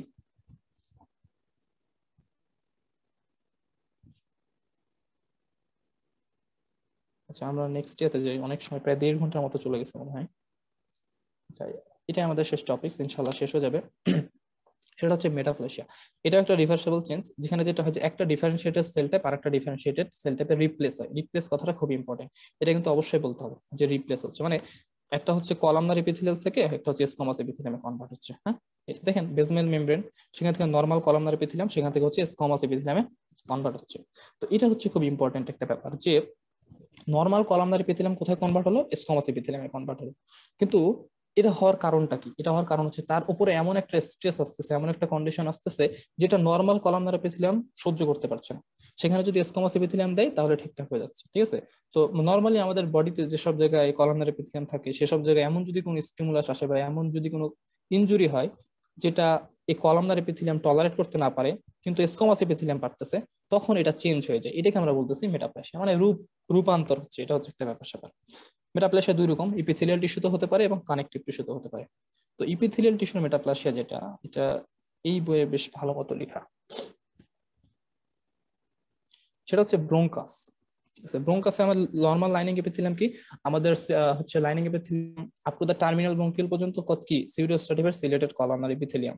তারপরে হচ্ছে আমাদের ওখান থেকে একবারে আমাদের যে অ্যালভিওলার সেখানে হচ্ছে যে অ্যালভিওলার সিম্পল স্কোমাস এপিথেলিয়াম। তো এই যে সিউরোস্টেটিভ আর সিলিয়েটেড কলামনার এপিথেলিয়াম যখন এটা ক্রনিক ইরিটেশন হয়, ঠিক আছে, ক্রনিক ইরিটেশন বা স্মোকার যদি থাকে, স্মোকিং যদি করে, ক্রনিক ইরিটেশনের কারণে এই স্মোকিং কিন্তু এটাকে সহ্য করতে পারে না, তখন এটা কি হয়, আবার স্মোকিং কিন্তু সহ্য করতে পারে স্কোমাস এপিথেলিয়াম, তখন এটা স্কোমাস এপিথেলিয়ামে কনভার্ট হয়ে যায়। আচ্ছা, স্কোমাস মেটাপ্লাসিয়া মানে অন্যরকম মেটাপ্লাসিয়া থেকে বা অন্যরকম লাইনিং এপিথেলিয়াম থেকে স্কোমাসে কনভার্ট হচ্ছে, ঠিক আছে। মানে ছিল কলামনার এপিথেলিয়াম, সেখান থেকে স্কোমাস ছিল, ট্রানজিশনাল এপিথেলিয়াম, স্কোমাস এপিথেলিয়াম হচ্ছে মানে যেটাতে কনভার্ট হয় তার হিসেবে নাম হয়, এই জন্য এটাকে বলতেছে স্কোমাস এপিথেলিয়াম। আবার ইউট্রাইন এন্ডোসার্ভিক্স, আমাদের এন্ডোসার্ভিক্সের লাইনিং এপিথেলিয়াম কি, কলামনার এপিথেলিয়াম। এখানে যখন কোনো কারণে সার্ভিসাইটিস হয়, ঠিক আছে, সার্ভিসাইটিস যদি কোনো কারণে ডেভেলপ করে বা সার্ভাইটিস, ঠিক আছে, সার্ভাইটিস যদি কোনো কারণে ডেভেলপ করে ইনফ্লামেশন হয়, তখন দেখা যায় যে এটা সহ্য করতে পারে না। বা একটা টার্মিনোলজি আছে ট্রানজিশনাল জোন, হ্যাঁ, ওই ট্রানজিশনাল জোনে কিন্তু আমাদের ইউজুয়ালি সার্ভাইকাল ইন্টারস্টিশিয়াল নিউপ্লাসিয়া বা সার্ভাইকাল কার্সিনোমা গুলো হয়। তো ওই কারণে ওইখানে যদি কোনো প্রকার কোনো মানে মানে ইনফেকশন বা ইনফ্লামেশন হয়, তখন দেখা যায় যে এন্ডোসার্ভিক্সটা কিসে কনভার্ট হচ্ছে, স্কোমাস এপিথেলিয়াম। আবার গল ব্লাডার, কালো যদি কোলিসিস্টাইটিস হয় বা কোলিলিথিয়াসিস হয়, তখন আলটিমেটলি কি হবে, কলামনার এপিথেলিয়াম। গল ব্লাডারে কিন্তু কলামনার এপিথেলিয়াম স্কোমাস মেটাপ্লাসিয়ার সাথে কনভার্ট হবে। পোস্টেরও একইভাবে ক্রনিক প্রোস্টাইটিস যদি থাকে, তাহলে আলটিমেটলি এটা ইয়া হয়ে যাবে রেনাল পেলভিস বা ইউরিনারি ব্লাডার। ইউরিনারি ব্লাডার কি এপিথেলিয়াম, ট্রানজিশনাল এপিথেলিয়াম। তো ট্রানজিশনাল এপিথেলিয়াম এখন এমন একটা কন্ডিশন হয়ে গেছে, সে জায়গায় ক্রনিক সিস্টাইটিস ডেভেলপ করছে। সিস্টাইটিস মানে ইউরিনারি ব্লাডারের ইনফেকশন। তখন কি এই ট্রানজিশনাল এপিথেলিয়াম এই মানে এই ইনফেকশনকে কন্ট্রোল করতে পারে না, বা এই ইনফেকশনে ট্রানজিশনাল এপিথেলিয়াম ঠিকঠাক মতো থাকতে পারে না, এটাকে অ্যাডাপ্ট করতে পারে না। অ্যাডাপ্টেশনের জন্য দেখা যাচ্ছে সেখানে স্কোমাস এপিথেলিয়াম দিয়ে কনভার্ট হয়ে যাচ্ছে। আর ভিটামিন এ ডেফিসিয়েন্সি আমি একটু পরে বলছি। আচ্ছা, এটা ছিল আমাদের স্কোমাস মেটাপ্লাসিয়া, সেগুলো হচ্ছে উদাহরণ, হ্যাঁ, এই উদাহরণগুলো খুব ইম্পর্টেন্ট, উদাহরণগুলো অবশ্যই জানতে হবে ভালো মতো। আর কলামনার মেটাপ্লাসিয়া হচ্ছে কি, কলামনার মানে কি, যে অন্যরকম মেটাপ্লাসিয়া থেকে স্কোমাস থেকে কলামনারে যাচ্ছে, তাই না। এখানে কিন্তু দেখেন ব্রোঙ্কাস, সিউরোস্টেপের সিলিয়েটেড কলামনার থেকে স্কোমাস, আবার গল ব্লাডারের কলামনার থেকে স্কোমাস, ইউটেরাইনে কলামনার থেকে স্কোমাস, তারপর এখানে হচ্ছে ট্রানজিশনাল এপিথেলিয়াম থেকে স্কোমাস। একইভাবে ইন্টেস্টিনিয়াল মেটাপ্লাসিয়া, কারো যদি জার্ড থাকে, জার্ড, জিইআরডি, মানে গ্যাস্ট্রোএসোফেজিয়াল রিফ্লেক্স ডিজিজ থাকে, তখন হয় কি, গ্যাস্ট্রোএসোফেজিয়াল রিফ্লেক্স ডিজিজ থাকলে যে হয় যে এখানকার যে কন্টেন্ট সেগুলো হচ্ছে এদিকে চলে যাচ্ছে, তাই না, এদিকে যাচ্ছে। আর আমাদের ইসোফেগাসের কিন্তু 3 রকম lining epithelium, upper one third, middle two third and lower one third, তাই না। তো এই লোয়ার অংশটা যদি আমি ধরি, ওভারঅল কি এখানে হচ্ছে আমাদের স্কোমাস এপিথেলিয়াম থাকে। তো স্কোমাস এপিথেলিয়ামকে তো কখনো জার্ড বা গ্যাস অ্যাসিড মেনটেন করার জন্য বা মানে হচ্ছে অ্যাসিডকে টলারেট করার জন্য বানানো হয়, তাই না। তো কারো যদি জার্ড থাকে, তখন আলটিমেটলি দেখা যায় কি যে এই অ্যাসিড গুলো এই জায়গায় চলে যায়। তো ক্রনিক জার্ড থাকলে আলটিমেটলি এই জায়গায় এটা চলে যাওয়ার কারণে এই সেলগুলো হচ্ছে, এই স্কোমাস সেলগুলা কলামনার সেলে কনভার্ট হয়ে যায়, রিপ্লেস হয়ে যায়, কনভার্ট না রিপ্লেস হয়ে যায়। কারণ কি, স্কোমাস সেল কিন্তু অ্যাসিডকে টলারেট করতে পারে না, কলামনার সেল পারে, ঠিক আছে। এই কন্ডিশনটাকে আমরা বলতেছি ব্যারেট ইসোফেগাস, ঠিক আছে, এটাকে বলা হয় ব্যারেট ইসোফেগাস। এবং এই কন্ডিশন যদি চলতেই থাকে, তাহলে এখানে কি হচ্ছে, স্কোমাস এপিথেলিয়াম থেকে সব কলামনার সেল চলে আসছে, এবং কলামনার সেল যখন অনেক বেশি পরিমাণে হয়ে যাবে, এখান থেকে হচ্ছে ইসোফেজিয়াল অ্যাডিনো কার্সিনোমা ডেভেলপ করবে। দুইটা জিনিস, গ্ল্যান্ডে যদি কোনো কারণে কার্সিনোমা হয়, তাহলে সেটাকে আমরা বলি অ্যাডিনো কার্সিনোমা, ঠিক আছে। আর এমনিতে হলে তো বলি কার্সিনোমা। আর কানেকটিভ টিস্যুতে যদি কার্সিনোমা মানে ক্যান্সার হয়, তখন তো এটাকে বলি আমরা সার্কোমা। এটা একটু জেনে রাখবেন যে ব্যারেট ইসোফেগাসের কনসিকুয়েন্সটা কি, ইসোফেজিয়াল অ্যাডিনো কার্সিনোমা। এবং ইসোফেজিয়াল কার্সিনোমা কিন্তু বেশ কমন। আচ্ছা, এটা ছিল তাহলে আমাদের কি কলামনার মেটাপ্লাসিয়া, এতে ব্যারেট ইসোফেগাসের কথা বলেছি। আচ্ছা, conversion of pseudostratified ciliated columnar epithelium in chronic bronchitis and bronchiectasis to columnar type, ঠিক আছে। মানে যদি কোনো কারণে ক্রনিক ব্রঙ্কিয়াকটাসিস হয়, সেক্ষেত্রেও এটা চেঞ্জ হয়ে আলটিমেটলি আমাদের কলামনার এপিথেলিয়ামে যেতে পারে। বাট এটা একটা বেশ ভালো একটা উদাহরণ, হ্যাঁ। আর সার্ভাইকাল ইরোশনের যে ব্যাপারটা, সার্ভাইকাল ইরোশনের ব্যাপারটা হচ্ছে ওই ট্রানজিশনাল জোনের কথা যেটা বললাম। নর্মালি আমাদের ভ্যাজানাটা কি এপিথেলিয়াম, এটা হচ্ছে স্কোমাস এপিথেলিয়াম, তাই না। তো কোনো কারণে সার্ভাইকাল ইরোশন যদি আমাদের ভ্যাজানাল রিজিয়ন বরাবর চলে আসে বা এই রিজিয়ন বরাবর হয়, তখন দেখা যায় যে এই ভ্যাজানাল এপিথেলিয়াম ও কলামনার এপিথেলিয়াম হয়ে গেছে, ঠিক আছে। এটাকে বলছি আমরা কলামনার মেটাপ্লাসিয়া। এখন একটু আমি একটা জিনিস স্কিপ করে গেছি, যেটা দেখাইনি, সেটা হচ্ছে এটা। দেখেন স্কোমাস মেটাপ্লাসিয়া থেকে গ্ল্যান্ডুলার এপিথেলিয়াম, ঠিক আছে, যেটা আমি বলছিলাম যে ব্যারেট এসোফেগাসের ক্ষেত্রে এটা সম্পূর্ণ মেকানিজম এখানে লেখা আছে, যেটা আমি অলরেডি বলে দিয়েছি। আবার হেলিকোব্যাক্টার পাইলোরি বা সাইটোকাইনস মিডিয়েটেড যখন কোনো ইয়া হয়, সেটা একটা ব্যাপার স্যাপার। যেমন মনে করেন যে একরকম গ্ল্যান্ড আমাদের নর্মালি যদি দেখায় যে এটিতে কি এপিথেলিয়াম, এটা হচ্ছে কলামনার এপিথেলিয়াম। এই কলামনার এপিথেলিয়াম থেকে আলাদা রকম এপিথেলিয়ামে যদি কনভার্ট হয়, এই কলামনার এপিথেলিয়ামে যদি কোনো কারণে হেলিকোব্যাক্টার পাইলোরি ইনফেকশন হয়, তো এই ইনফেকশনের কারণে দেখা যাচ্ছে যে গ্ল্যান্ডুলার এপিথেলিয়াম ছিল এই গ্ল্যান্ডগুলার স্ট্রাকচার চেঞ্জ হয়ে যায়। গ্ল্যান্ড, কারণ নর্মালি যে গ্ল্যান্ডগুলো ছিল সেটা তারা তো কখনো এই হেলিকোব্যাক্টার পাইলোরির যে ইনফেকশন সেটাকে তো কখনো টলারেট করবে না, কারণ তাকে তো তার জন্য বানানো হয়নি। সুতরাং সে জায়গার হচ্ছে চেঞ্জ, এগুলো একটু এক্সেপশনাল, ইউজুয়ালি পরীক্ষা ধরে না, বাট একটু জানার জন্য জাস্ট শুধু বলতে চাচ্ছিলাম। এটা হচ্ছে এই কারণে আলটিমেটলি এরকম একটা মেটাপ্লাসিয়া হয়। আরেকটা কন্ডিশন সেটা হচ্ছে যে ইন্টাস্টেনিয়াল মেটাপ্লাসিয়া, ঠিক আছে। নর্মালি তো আমাদের যখন নর্মাল থাকে তখন তো সুন্দর যতগুলো সেল থাকা দরকার সেরকমই থাকে, কিন্তু যদি কোনো কারণে ইনফ্লামেশন হয়, কোনো একটা ইনফেকশন হলো প্রচুর পরিমাণে, ঠিক আছে, ইন্টাস্টেনিয়াল মেটাপ্লাসিয়া যেটাকে বলছি, তা পেপটিক আলসার ডিজিজ হয়ে গেল, সেখান থেকে আলটিমেটলি পেপটিক আলসার ডিজিজ থেকে আলটিমেটলি কার্সিনোমা পর্যন্ত চলে যায়, তাই না। পেপটিক আলসার ডিজিজ থেকে ডিসপ্লেসিয়া হয়ে গেল, সেলগুলা সব উল্টাপাল্টা চেহারা ছবি হয়ে গেল, তার আগে মেটাপ্লাসিয়া হয়। তো ওই জায়গায় দেখা যায় কি প্রচুর পরিমাণ গবলেট সেল এবং পেনের সেল তৈরি করে। মানে এই যে পেপটিক আলসার ডিজিজ বা একটা ইনফ্লামেশন বা একটা ইনফ্ল্যামেটরি মেডিয়েটরস তৈরি হচ্ছে, তাদেরকে টলারেট করার জন্য প্রচুর পরিমাণ গবলেট সেল এবং পেনের সেল তৈরি হয়, এবং এই গবলেট সেল পেনের সেলের কারণে ইন্টেস্টিনাল মেটাপ্লাসিয়া হয়, এবং পরের দিকে যায় এটাই ইন্টেস্টিনাল অ্যাডিনোকার্সিনোমা তৈরি করে ফেলে, ঠিক আছে। এই ব্যাপারগুলো একটু মাথার মধ্যে রাখতে হবে যে কার পরে কোনটা আসতেছে। আচ্ছা, আরেকটা জিনিস, apocrine metaplasia of the breast, ঠিক আছে। অ্যাপোক্রাইন মেটাপ্লাসিয়া অফ দ্য ব্রেস্টে যে অ্যাপোক্রাইন মেটাপ্লাসিয়া হয়, এটা কিন্তু কখনো মানে ব্রেস্ট ক্যান্সারে কনভার্ট হয় না। এটা কেন, এটা আসলে অ্যাপ্রোপ্রিয়েট কোনো ব্যাখ্যা পাওয়া যায় না, বাট ছোটখাটো একটা ব্যাখ্যা যেটা হচ্ছে যে যখন অ্যাপোক্রাইন মেটাপ্লাসিয়া থাকে, সরি অ্যাপোক্রাইন মেটাপ্লাসিয়া যখন হয়, তখন তার ফাইব্রোসিস্টিক চেঞ্জ হয়, মানে অনেক বেশি ফাইব্রাস টিস্যু তৈরি হয়। এখানে লেখা আছে দেখেন যে fluid and fibrosis of the breast, so it become firm and rubbery। মানে ফাইব্রোসিস্টিক চেঞ্জ যখন হচ্ছে ব্রেস্ট প্যাথোলজি পড়ানো হবে সিস্টেমিকে, তখন জানা যায় যে কিছু ফাইব্রোসিস্টিক চেঞ্জ হয়, ঠিক আছে, কিছু ফার্ম নোডিউলস তৈরি হয়, ঠিক আছে, এই যখন অ্যাপোক্রাইন মেটাপ্লাসিয়া হয়। তো ওই লোবিউলার যে এপিথেলিয়াল সেলগুলো ছিল, ওই লোবিউলার এপিথেলিয়াল সেলগুলা যখন অ্যাপোক্রাইন মেটাপ্লাসিয়া হয়, তখন সেগুলো গ্ল্যান্ডুলার এপিথেলিয়াল সেলে কনভার্ট হয়, এবং এই গ্ল্যান্ডগুলো হচ্ছে লাইক সোয়েট গ্ল্যান্ড, ঠিক আছে, সোয়েট গ্ল্যান্ডের মতো, সোয়েট গ্ল্যান্ডের মতো। আর সোয়েট গ্ল্যান্ড তো ইউজুয়ালি বিনাইন, তাই না। এই কারণে হচ্ছে অ্যাপোক্রাইন মেটাপ্লাসিয়াটা কখনো মানে রিস্ক মানে ক্যান্সারে কনভার্ট হয় না, কারণ আলটিমেটলি মেটাপ্লাসিয়া হয়ে একটা ভালো সেল বা একটা বিনাইন সেলে কনভার্ট হয়ে যায়। এটা হচ্ছে একটা ব্যাপার। আচ্ছা, এখন মেসেনকাইমাল এখানে কিছু কথা লেখা আছে ওসিআর সিস্টেমের ক্ষেত্রে, এটা শুধু একটা জিনিস জানলেই হবে। আচ্ছা, এই যে মক্কেনকিবার্ট মিডিয়াল ক্যালসিফিক স্ক্লেরোসিস, যেটা আমি আমার একটা হাইপারটেনশনের ক্লাসের মানে একটা ইয়াতে বলেছিলাম, একটা পোস্টে লেখা আছে যে দেখবেন যে আর্টারিয়াল ওয়াল যেটা আছে, সেটা যদি কখনো অনেক বেশি পরিমাণে, আর্টারিয়াল ওয়াল মানে কি, আলটিমেটলি এটা তো মেসোনাম থেকে আসছে না, মেসোনাম থেকে আসছে।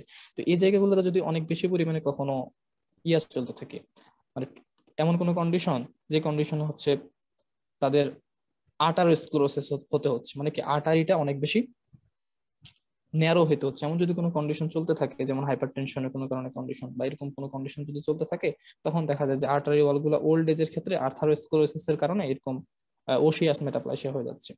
আর এখানে সবচেয়ে ইম্পর্টেন্ট যেটা, সেটা হচ্ছে সফট টিস্যু বোনসে কনভার্ট হয়ে যায়, যেটাকে আমরা বলতেছি মায়োসাইটিস ওসিফিকেন্স, ঠিক আছে। Inflammation of the skeletal muscle যখন ইনফ্লামেশন হয়, তখন সেটা হয়ে বনি টিস্যুতে কনভার্ট হয়ে যায়, এই যে দেখেন, ঠিক আছে। তো এখন কথা হচ্ছে এটা অস্টিওসার্কোমা কিনা, এটা বোঝার উপায় হচ্ছে অস্টিওসার্কোমা হলে সেটা লেগে থাকতো বোনসের সাথে।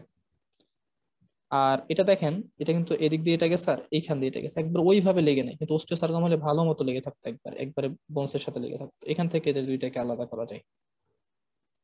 মানে আর ওসিয়াস সিস্টেমের যেসব ইয়ে আছে সেগুলো আসলে ইউজুয়ালি কখনো মেটাপ্লাসিয়াতে, কখনো ইউজুয়ালি কার্সিনোমাতে কনভার্ট হয় না। এই দুইটা ইনফরমেশন একটু মাথার মধ্যে রাখতে হবে। আর মেটাপ্লাসিয়ার মেকানিজম যেটা কিভাবে হচ্ছে, সেটা হচ্ছে রিপ্রোগ্রামিং অফ দ্য স্টেম সেলের রিপ্রোগ্রামিং।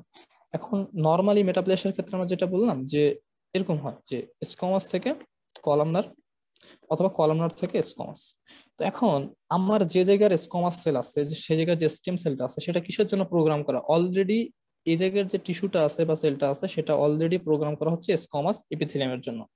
এখন যদি এমন কোনো নক্সিয়াস স্টিমুলেশন বা এসিড রিফ্লাক্স বা যেরকম কোনো স্টিমুলেশন আসুক যেটা এই স্কোমাস এপিথেলিয়াম টলারেট করতে পারছে না, এরকম কন্ডিশনে যেটা করতে হবে, ওই স্টেম সেল যেটা কিনা স্কোমাস সেল তৈরি করছিল সেই স্টেম সেলটার প্রোগ্রাম করতে হবে, পুনরায় প্রোগ্রাম করতে হবে, যাতে করে সে কি করে কলামনার এপিথেলিয়াম তৈরি করে এবং এই রিজিয়নটাকে যে একটা নকশা স্টিমুলেশন আসতেছে সেখান থেকে টলারেট করাইতে পারে বা সেখান থেকে বাঁচাইতে পারে।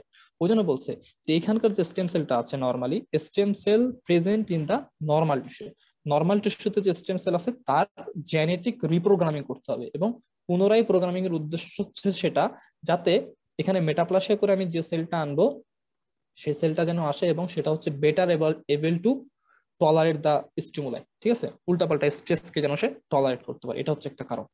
এটা হচ্ছে আমাদের নর্মালি এপিথেলিয়াল সেলের ক্ষেত্রে। আরেকটা কথা হচ্ছে দেখেন, reprogramming of undifferentiated mesenchymal cell in connective tissue. Connective tissue মেটাপ্লাসিয়ার ক্ষেত্রে যেটা হয়, কানেকটিভ টিস্যুর ক্ষেত্রে যে ঘটনাটা ঘটে যে আনডিফারেন্সিয়েটেড মেসেনকাইমাল, আনডিফারেন্সিয়েটেড মানে আমরা বলছি যে যারা বিভিন্ন রকম সেলে কনভার্ট হতে পারে, ঠিক আছে। তো আনডিফারেন্সিয়েটেড মেসেনকাইমাল সেল যে কোলাজেন, যে হচ্ছে আমাদের স্কেলেটাল মাসেল, স্কেলেটাল মাসেল, তো স্কেলেটাল মাসেল তো ইউজুয়ালি কোনো পরিমাণে ইয়া করে না, সে তো আলটিমেটলি হাইপারপ্লাসিয়া ইউজুয়ালি করে না, কিন্তু স্কেলেটাল মাসেল থেকে যদি বোনে কনভার্ট হতে হয় তাহলে এখানে এমন কিছু জেনেটিক প্রোগ্রাম করতে হবে যাতে এখান থেকে কি হতে পারে, বোনসে কনভার্ট হতে পারে, তাই না? এটা এটা কি একটা মেসেনকাইমাল টিস্যু না? এটা একটা মেসেনকাইমাল টিস্যু। তো এটা হচ্ছে একটা আনডিফারেন্সিয়েটেড মেসেনকাইমাল টিস্যু। আচ্ছা আচ্ছা, আনডিফারেন্সিয়েটেড আমি বলতেছি অ্যান্সারটা ইনশাআল্লাহ। আনডিফারেন্সিয়েটেড মেসেনকাইমাল টিস্যু যেটা আছে সেগুলোতে কি হবে, আলটিমেটলি আমাদের রিপ্রোগ্রামিং হচ্ছে এবং এই রিপ্রোগ্রামিংটা যখন হচ্ছে তখন ওই কানেকটিভ টিস্যু যেগুলো আছে না সেগুলো হচ্ছে তার যেটা দরকার, সে জায়গায় একটা স্কেলেটাল মাসেল ইনফ্লামেশন চলতেছে, সে জায়গায় বোনস তৈরি করে দিল, ঠিক আছে, এরকম হচ্ছে একটা ব্যাপার। আবার হচ্ছে এখানে আর স্টেম সেলের ক্ষেত্রে যেটা হয়, সে জায়গায় কলামনার ছিল কিন্তু স্কোমাস বানাইতে হবে, রিপ্রোগ্রামিং করে সেখানে এখন প্রোগ্রাম করে দিয়েছে যে তুমি আগে কলামনার বানাতো, এখন স্কোমাস বানাও, কারণ আমার এখন এটা কি হয়ে গেছে, এখন এটা আমার স্মোকিং এর কারণে সিরিয়াসটেটিভ সিলেটেড এপিথেলিয়ামটা এখন আমাকে কিসে কনভার্ট করতে হবে, স্কোমাসে কনভার্ট করতে হবে। এটা হচ্ছে একটা ব্যাপার। এবং এরা যে এই কাজটা যে করবে, রিপ্রোগ্রামিংটা যে করবে, একে কি আন্দাজে হঠাৎ করে রিপ্রোগ্রামিং শুরু করবে না, এটা হচ্ছে কিছু সাইটোকাইন্স রিলিজ হবে সেখান থেকে, কিছু cytokines, growth factor, extracellular matrix, এগুলো স্টিমুলেশন করবে যে তোমার এখন এই কাজগুলো করা দরকার। এবং এই কাজগুলো যখন করবে তখন স্টেম সেল ট্রান্সক্রিপশন ফ্যাক্টর তৈরি করার আগে স্পেসিফিক কিছু ট্রান্সক্রিপশন ফ্যাক্টর তৈরি হবে এবং এই ট্রান্সক্রিপশন ফ্যাক্টর গুলো কিছু প্রোটিন তৈরি করবে এবং আলটিমেটলি সেই প্রোটিনটা আমাদের কাঙ্ক্ষিত যেটা মানে দরকার, সে জায়গায় কি স্কোমাসের দরকার, নাকি সে জায়গায় কলামনারের দরকার, নাকি সে জায়গায় বোনস তৈরির দরকার, এগুলা যে প্রোটিনটা আছে সে প্রোটিন তৈরি করার মাধ্যমে আমাদের কাঙ্ক্ষিত যে ম্যাটেরিয়ালস সেটা তৈরি করবে এবং এইভাবে আলটিমেটলি মেটাপ্লাসিয়া মানে ইউজুয়ালি হয়ে থাকে। এবং মেটাপ্লাসিয়ার মেকানিজম কিন্তু প্রফে খুবই ধরে, খুবই, ঠিক আছে, এটা খুবই ইম্পর্টেন্ট। আচ্ছা, role of vitamin A, vitamin এর ব্যাপারটা আসলে পরীক্ষা জীবনও ধরে না, বাট এটা একটু ইম্পর্টেন্ট। যে ভিটামিন এর ফাংশনটা ইম্পর্টেন্ট, নর্মাল ভিশনের জন্য দায়ী। আমাদের এখানে যেটা ইম্পর্টেন্ট সেটা হচ্ছে সেল গ্রোথ এন্ড ডিফারেন্সিয়েশন। কারণ আলটিমেটলি মেটাপ্লাসিয়া ভিটামিন এ যদি কারো কম থাকে তাহলে তার মেটাপ্লাসিয়া হবে না, মানে মানে তার স্কোমাস মেটাপ্লাসিয়া হয়ে যাবে, ঝামেলা লেগে যাবে, আসলে তার প্রপার ইপিথেলাইজেশন হবে না। আচ্ছা, যেটা বলছিলাম, এটা কিভাবে হয়, মানে আমাদের ভিটামিনে কিভাবে নর্মাল ডিফারেন্সিয়েশন করে, নর্মাল ইপিথেলাইজেশন করে, সেটা হচ্ছে যখন রেটিনোইক অ্যাসিড রিসেপ্টর বলে একটা ব্যাপার আছে, retinoic acid রিসেপ্টরের proper ligand bind করে, তখন এখান থেকে কিছু হেটারোডাইমার, এগুলো জানার কোনো দরকার নেই, আমি জাস্ট শুধু একটু বলতেছি, এটা রবিনসন সুন্দর করে লেখা আছে, হেটারোডাইমার রিলিজ করে। এবং এই হেটারোডাইমার গুলো আলটিমেটলি যেটা করে কি, যে জায়গা থেকে সেলুলার ডিফারেন্সিয়েশনটা হবে বা যে জায়গা থেকে ইপিথেলাইজেশন হবে ওই জায়গাতে রেটিনোইক অ্যাসিডের কিছু রিসেপ্টর থাকে, ঠিক আছে, মানে ওরা হচ্ছে রেটিনোইক অ্যাসিড আসতেছে এরকম কোনো যদি কাউকে দেখে তাহলে তারা রেসপন্স করে। এ দেখেন এখানে লিখছে যে হেটারোডাইমার তৈরি হলো, এগুলো বাইন্ড করে retinoic acid response element located in the regulatory region of the gene, যে জায়গায় রেগুলেটরি রিজিয়ন আছে এবং কোন রিজিয়ন যেখানে আমাদের রেটিনোইক অ্যাসিড রেসপন্স করে এরকম রিজিয়নে যে রেগুলেটরি জিন আছে ওই রিজিয়নে যে বাইন্ড করবে। কারণ এগুলো আলটিমেটলি আমার কোথা থেকে আসতেছে, এই রেটিনোইক অ্যাসিডেরই আলটিমেটলি উপাদান, সেগুলোই তো রিলিজ হয়েছে, তাই না? এগুলো যখন বাইন্ড করবে ওই রেগুলেটরি জিনের কাছে তখন ওই জিনটা এক্সপ্রেস হবে এবং ওই জিন যখন এক্সপ্রেস হবে সে কিছু রিসেপ্টর তৈরি করবে, কার জন্য, growth factor, tumour suppressor factor এবং সিক্রেটেড প্রোটিন। এবং গ্রোথ ফ্যাক্টর হচ্ছে আমার এপিথেলিয়াইজেশন করবে, বিভিন্ন রকম গ্রোথ করবে। আর টিউমার সাপ্রেসর ফ্যাক্টর জিন, টিউমার সাপ্রেসর জিন P53 উল্টাপাল্টা গ্রোথ হইতে দিবে না, ঠিক আছে, উল্টাপাল্টা গ্রোথ হতে দিবে না, টিউমার সাপ্রেস মানে টিউমারসে তৈরি করতে দিবে না। আর সিক্রেটেড প্রোটিন যেটা হচ্ছে নর্মাল প্রলিফারেশন করবে। এইভাবে আলটিমেটলি ভিটামিন এ হচ্ছে আমাদের নর্মাল এপিথেলিয়াইজেশন করে। এখন দেখেন যদি কারো ভিটামিন এ কম থাকে তাহলে কি হবে? টিউমার সাপ্রেসর জিন আলটিমেটলি নাই, আমার টিউমার তৈরি হওয়ার একটা চান্স আছে, ঠিকঠাক মতো এপিথেলিয়াইজেশন হবে না, গ্রোথ ফ্যাক্টর নাই। এখন এটার আসলে কেন দরকার? দেখেন, retinoic acid regulate gene transcription directly through nuclear retinoid receptor, ঠিক আছে। জিন ট্রান্সক্রিপশন আমি যে এখানে বললাম না মেকানিজম একটা কথা বলেছি, সেটা হচ্ছে দেখেন যে জিনের স্পেসিফিক জিনের ট্রান্সক্রিপশন প্রয়োজন, ট্রান্সক্রিপশন ফ্যাক্টরের। তো এই জিনের ট্রান্সক্রিপশন করার জন্য সবচেয়ে ইম্পর্টেন্ট যে ফ্যাক্টর সেটা হচ্ছে ভিটামিন এ। তো এখন কারো যদি এই ভিটামিন এ না থাকে তাহলে কি তার কখনো কি আলটিমেটলি আমার মানে ট্রান্সক্রিপশন হবে? বা আলটিমেটলি তার যে প্রোটিন গুলো তৈরি হওয়ার কথা, নর্মাল একটা সেলের যে প্রোটিন তৈরি হওয়ার কথা, নর্মাল ইপিথেলাইজেশন হওয়ার কথা, এখানে যদি দেখেন নর্মাল ইপিথেলাইজেশন যে হওয়ার কথা সেটা কিন্তু আর হচ্ছে না। সো আমার retinoic acid regulate gene transcription directly through nuclear retinoid receptor. তো এখন যদি রেটিনোইক অ্যাসিড না থাকে জিনের ট্রান্সক্রিপশন হবে না, রেটিনোইক অ্যাসিড রিসেপ্টর থেকেও কোনো আলটিমেটলি কাজ নাই, প্রপার ইপিথেলাইজেশন হবে না। আর ইপিথেলাইজেশন যদি না হয় তাহলে ওটা আমার কি ইরিটেশন টলারেট করতে পারবে না, আলটিমেটলি স্কোমাস মেটাপ্লেশিয়া হয়ে যাবে। ওই জন্য লিখছে a direct link between transcription factor dysregulation and metaplasia is seen in vitamin A deficiency. ওই কারণে কারো যদি ভিটামিনের ডেফিসিয়েন্সি হয় তাহলে তার কি হয়, আমাদের এই যে এখানকার স্কোমাস এপিথেলিয়ামটা কি হয়, চোখের স্কোমাস এপিথেলিয়াম আছে সেটা ঠিক মতো এপিথেলাইজেশন হতে পারে না। এপিথেলাইজেশন না হওয়ার কারণে কেরাটোম্যালেশিয়া ডেভেলপ করে। এই যে এখানে দেখেন কেরাটোম্যালেশিয়া ডেভেলপ করে, ঠিক মতো এপিথেলাইজেশন হচ্ছে না ভিটামিনের ডেফিসিয়েন্সির কারণে, আলটিমেটলি অ্যাডভান্স মেটাপ্লেশিয়া ডেভেলপ করতেছে। বোঝা গেছে? তা আপু কোশ্চেন করেছিলেন, একটু দেখতে যাচ্ছি কোশ্চেনটা। আচ্ছা, স্কেলেটাল মাসেলের আচ্ছা স্যাটের যে সেলটা আছে কখন অ্যাক্টিভেট হতে পারে? এখন কথা হচ্ছে কি, আমি যে বলেছিলাম একটা কথা, এটা হচ্ছে ইউজুয়ালি তো অ্যাক্টিভেট হওয়ার কথা না, তাই না? কিন্তু কখন অ্যাক্টিভ, এন্ডোমাইসিয়াল যে শীত আছে সে বরাবর থাকে। এখন কেউ যদি অনেক বেশি পরিমাণে স্ট্রেনাস ওয়ার্ক করে, মানে প্রচুর পরিমাণে যদি এক্সারসাইজ করে, মানে জিমে যায়, দেখা যাচ্ছে তাদের ক্ষেত্রে ওই ঘটনাটা ঘটতে পারে। মানে এটা তো নর্মাল কন্ডিশনে হওয়ার কথা না, কিন্তু তার এই প্রপার্টিটা আছে, এটা আমরা বলতে পারি। আর সিনাল একটু হ্যাঁ ফিজিওলজিক্যালি সবারই হবে, কারণ আমার যতদিন মনে পড়ছে একটা কথা লেখা ছিল কার্ডিয়াক প্যাথোলজিতে, যে আমাদের 13 বছর বয়স থেকে সবারই আথারোস্ক্লেরোসিস শুরু হয়ে যায়, ঠিক আছে। তাহলে মোটামুটি 39 বছর বয়স, 3-39 বছর বয়সে গিয়ে মোটামুটি একটা আথারোস্ক্লেরোসিস হয়ে যায়। মানে এমআই হওয়ার জন্য একটা মোটামুটি উপযুক্ত সময়, সেটা আপনি যাই করেন আর তাই করেন সবার ক্ষেত্রে এরকম হওয়ার কথা। তো আমার কোশ্চেন ছিল তাহলে কি সবারই কোনো না কোনো সময় একটা সময় বেঁচে থাকলে অ্যানজাইনা বা হচ্ছে আথারোস্ক্লেরোসিসের কারণে যেসব ডিজিজ হয় সেগুলো কি সবারই হবে? এটা এনভায়রনমেন্টাল কারণ। এখন এটাকে কিভাবে প্রোটেক্ট করা যায়? এই অ্যানজাইনা বা আথারোস্ক্লেরোসিসের যে রিস্ক, এই রিস্কের উপর ডিপেন্ড করে কিন্তু আথারোস্ক্লেরোসিসকে মানে অর্ধেক ঠিক করে ফেলা যায়, কখন এই ঘটনাটা ঘটবে বা ঘটবে না। এটা হচ্ছে ওই কি যেন বলে ডেভিডসনের মোটামুটি এই ব্যাপারে একটু একটু লেখা ছিল। তো এটা হচ্ছে একটা ব্যাপার। তো যারা অনেক বছর বাঁচে, দেখা গেলো আগের তো মানুষ 500-600 বছর বাঁচছে, তাহলে তাদের ক্ষেত্রে আসলে কিভাবে আথারোস্ক্লেরোসিসটা হয়েছিল এই ব্যাপারে আমারও কিছু কোশ্চিন আছে, ঠিক আছে, যে তাদের ক্ষেত্রে আথারোস্ক্লেরোসিসটা তাহলে কিরকম প্যাটার্নে হতো। হ্যাঁ, এটা হচ্ছে একটা ব্যাপার। আরেকটা যেন কি কোশ্চিন ছিল এটা ব্যাপারে আমার একটু কোশ্চিন আছে, বাট সেনাল অ্যাট্রফি সবারই হবে, মানে হওয়া উচিত আসলে, যার প্রোগ্রেশন যেভাবে হয়, যার যত তাড়াতাড়ি আথারোস্ক্লেরোসিস ডেভেলপ করবে তার তত তাড়াতাড়ি সেনাল অ্যাট্রফি হবে। সরি আমি একটা ভুল জায়গায় প্রেস করতেছিলাম। আচ্ছা, আরেকটা হচ্ছে যে গল ব্লাডার স্কোমাস মেটাপ্লেশিয়া হলে হ্যাঁ কনসিকুয়েন্স কি হতে পারে, গল ব্লাডার কার্সিনোমা। এটা কিন্তু হয়, হ্যাঁ গল ব্লাডার কার্সিনোমাটা হয়, সম্পূর্ণ গল ব্লাডার তখন কেটে ফেলে দিতে হবে। এটা হচ্ছে একটা ব্যাপার স্যাপার। আসলে এখানে আরো অনেক কথাবার্তা ছিল, যেমন প্যানক্রিয়াসে কিছু ঘটনা ঘটে, ঠিক আছে, প্যানক্রিয়াসের ক্ষেত্রে সিস্টিক ফাইব্রোসিসের একটা রিলেশনশিপ আছে। তো এটা তো সবকিছু আসলে বলা হচ্ছে না, সময় এটা হচ্ছে ব্যাপার। আচ্ছা যাই হোক, ক্লিনিক্যাল ইম্পর্টেন্সটা কি, যে বেটার অ্যাবল টু উইথস্ট্যান্ড, আপনি পারলে কোশ্চেন করতে চাইলে করতে পারেন। আর হচ্ছে আমাদের তো চ্যাট বক্স থাকবে, আপনারা কোশ্চেন করবেন। দেখো আমি যে সব জানি তার ব্যাপারটা না, তো ওভারঅল আমি 4-5টা বই, কয়েকটা বই পড়ে যতটুকু জানছি এটুক থেকে আমি এটুকুই বলতেছি ওভারঅল। আচ্ছা, clinical importance of metaplasia clinical importance হচ্ছে যে better able to withstand the stress, সে স্ট্রেস টলারেট করতে পারছে। ঠিক আছে, এস টলারেট করতে পারছে, কিন্তু সবচেয়ে খারাপ ব্যাপারটা হচ্ছে কি, আমার এস কমাস এপিথেলিয়াম যে জায়গায় ছিল সেই জায়গায় তো এস কমাস এপিথেলিয়ামই পারফেক্ট, রাইট?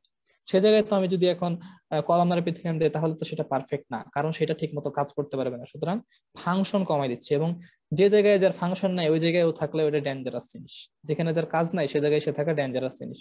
অলস মস্তিষ্ক শয়তানের কারখানার মতো সে জায়গায় হচ্ছে ইনক্রিজ হচ্ছে প্রোপেনসিটি অফ দ্য ম্যালিগনেন্সি। এটা হচ্ছে অ্যাডভান্টেজ, এই দুইটা হচ্ছে ডিসঅ্যাডভান্টেজ। অ্যাডভান্টেজ ডিসঅ্যাডভান্টেজ আপনারা একটু বই থেকে দেখে নেবেন, এটা ইউজুয়ালি রিটেনে আসে প্রফে। আর pathogenicity of metaplasia in bronchus, smoking যদি করে, ক্রনিক ব্রঙ্কাইটিস, ভিটামিনের ডেফিসিয়েন্সি থাকে, তখন ক্রনিক ইরিটেশন হয়। Activate key regulatory protein, key regulatory প্রোটিনগুলো যখন অ্যাক্টিভেট হচ্ছে তখন replacement of the normal ciliated epithelium into by squamous epithelium, metaplasia হয়ে যাচ্ছে। এই তো এটা ছিল আমাদের ওভারঅল মেটাপ্লাসিয়ার কথা।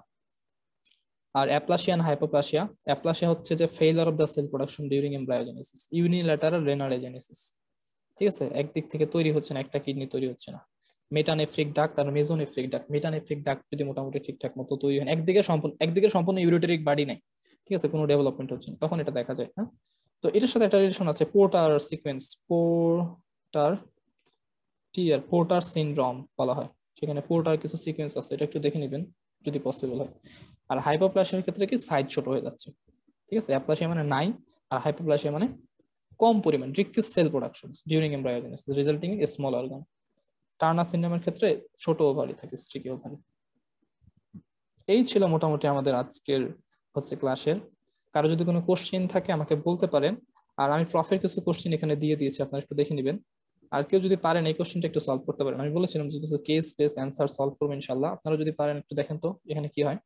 কয়েকটা কথা বলছে, একটা হচ্ছে ইমার্জেন্সি ডিপার্টমেন্টে আসছে হার্ট বার্ন নিয়ে, ঠিক আছে, সে খাইতে পারছে না কিছুদিন থেকে, আর mild to moderate heartburn in several years, and he's tried to weight loss and elevating hair of his bed while sleeping. আর হচ্ছে তার হাইপারটেনশন এবং হাইপোথাইরয়েডিজম আছে। আপার যে এন্ডোস্কোপি পারফর্ম করছে সেখানে হচ্ছে columnar epithelium with interspaced goblet cell. দেখেন আমরা কিন্তু অলরেডি পেয়ে গেছি অ্যান্সার, যে কলামনার এপিথেলিয়াম তো আর ইসোফেগাসে থাকে না, ইসোফেগাসে কি থাকে, ইসোফেগাসে হচ্ছে আমাদের স্কোমাস এপিথেলিয়াম থাকে। সো এখানে কোনটা অ্যান্সার হবে একটু বলেন দেখি, অ্যান্সারটা আপনারা একটু লিখেন তো, গ্রুপের মধ্যে লিখলে আমি দেখতে পাবো এখানকার অ্যান্সার কি হবে, A B C or D.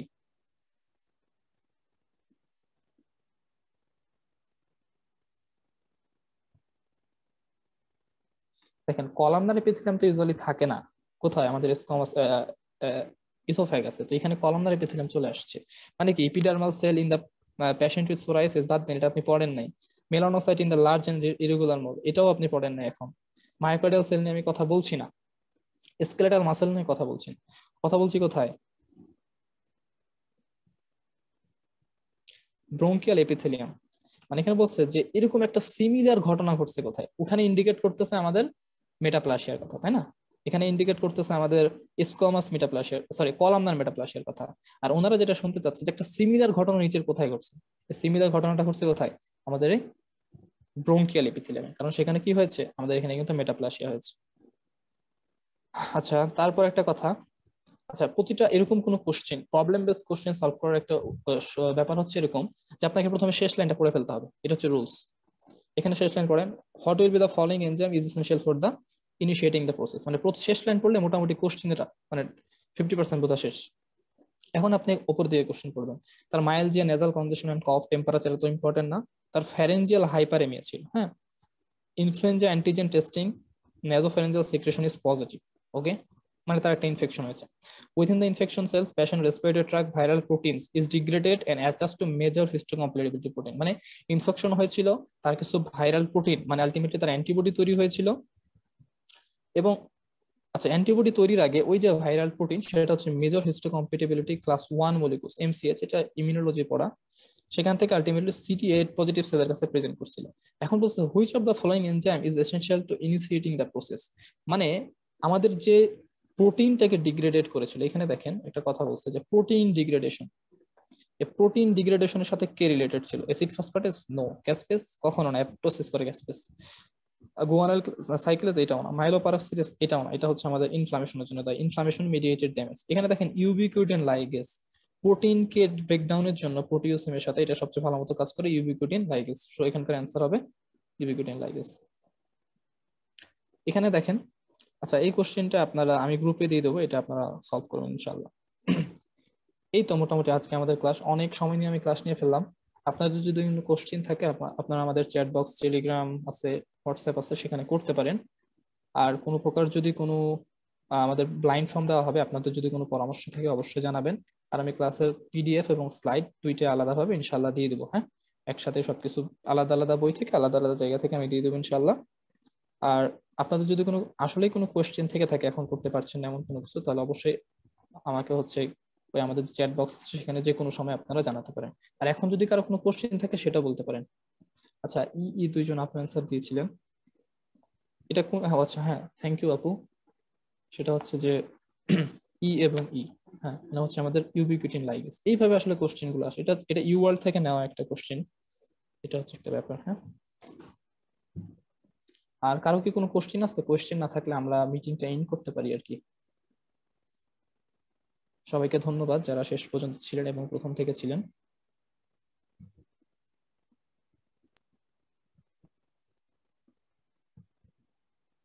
আচ্ছা, মায়োসাইটিক ওসিফিকেন্স সাধারণত কাদের হয়? যে ব্যাপারটা এটা হচ্ছে যে যাদের স্কেলেটাল মাসেলে ইনফ্লামেশনটা হয়, ইউজুয়ালি স্কেলেটাল মাসেলে যদি ইনফ্লামেশন অনেক দিন ধরে চলতে থাকে, ইউজুয়ালি তাদের ক্ষেত্রে সেরকমটা দেখা হয়। ঠিক মতো ট্রিটমেন্ট হচ্ছে না, মানে রেখে দিছে, কোনো কিছু খাচ্ছে না সে, তো ইনফ্লামেশনের জন্য কোনো প্রকার অ্যাটলিস্ট তো সে একটা কোনো অ্যান্টি ইনফ্লামেটরি ড্রাগস খাবে, তাই না? অনেকদিন ধরে যাদের চলতেছে, বা আমাদের তো বোনস এর চারিদিকে স্কেলেটাল মাসল থাকে, তাই না? কারো যদি বোনস ইনজুরি হয় বা জয়েন্ট ইনজুরি হয়, সেখানে যদি এসব অনেকদিন ধরে চলতে থাকে, তখন এসব হওয়ার একটা চান্স আছে যে মায়োসাইটিস ওসিফিকেন্স হচ্ছে। এবং এটা ইউজুয়ালি বেশ সময় নেই, মানে এটা তো আসলে দেখেন আল্লাহ তাআলা এত সহজে কোনো ডিজিজ ইউজুয়ালি দেয় না। আমার যেটা মনে হয় যে একটা ডিজিজ হওয়ার জন্য বডির কত রকম ডিফেন্স মেকানিজম, তারপর সে হচ্ছে, তাই না? সো আলটিমেটলি এখানে একটা বোনস থেকে মাসেলে কনভার্ট হয়ে যাওয়ার জন্য অনেকগুলো ফ্যাক্টর দায়ী এবং বেশ একটা সময় সাপেক্ষ। তবে এটা সবার হচ্ছে হয় কিনা, বা এটার কোনো জেনেটিক প্রিডিসপোজিশন আছে কিনা, এটা আমি বলতে পারছি না। বাট নর্মালি যদি হয় তাহলে সবার হওয়ার কথা, বাট এটা সময় সাপেক্ষ। আর কোনো কোশ্চেন?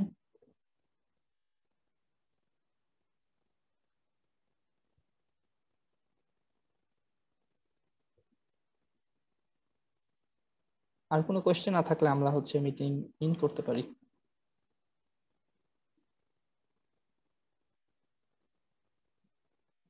আচ্ছা ঠিক আছে তাহলে, আসসালামু আলাইকুম রহমতুল্লাহ।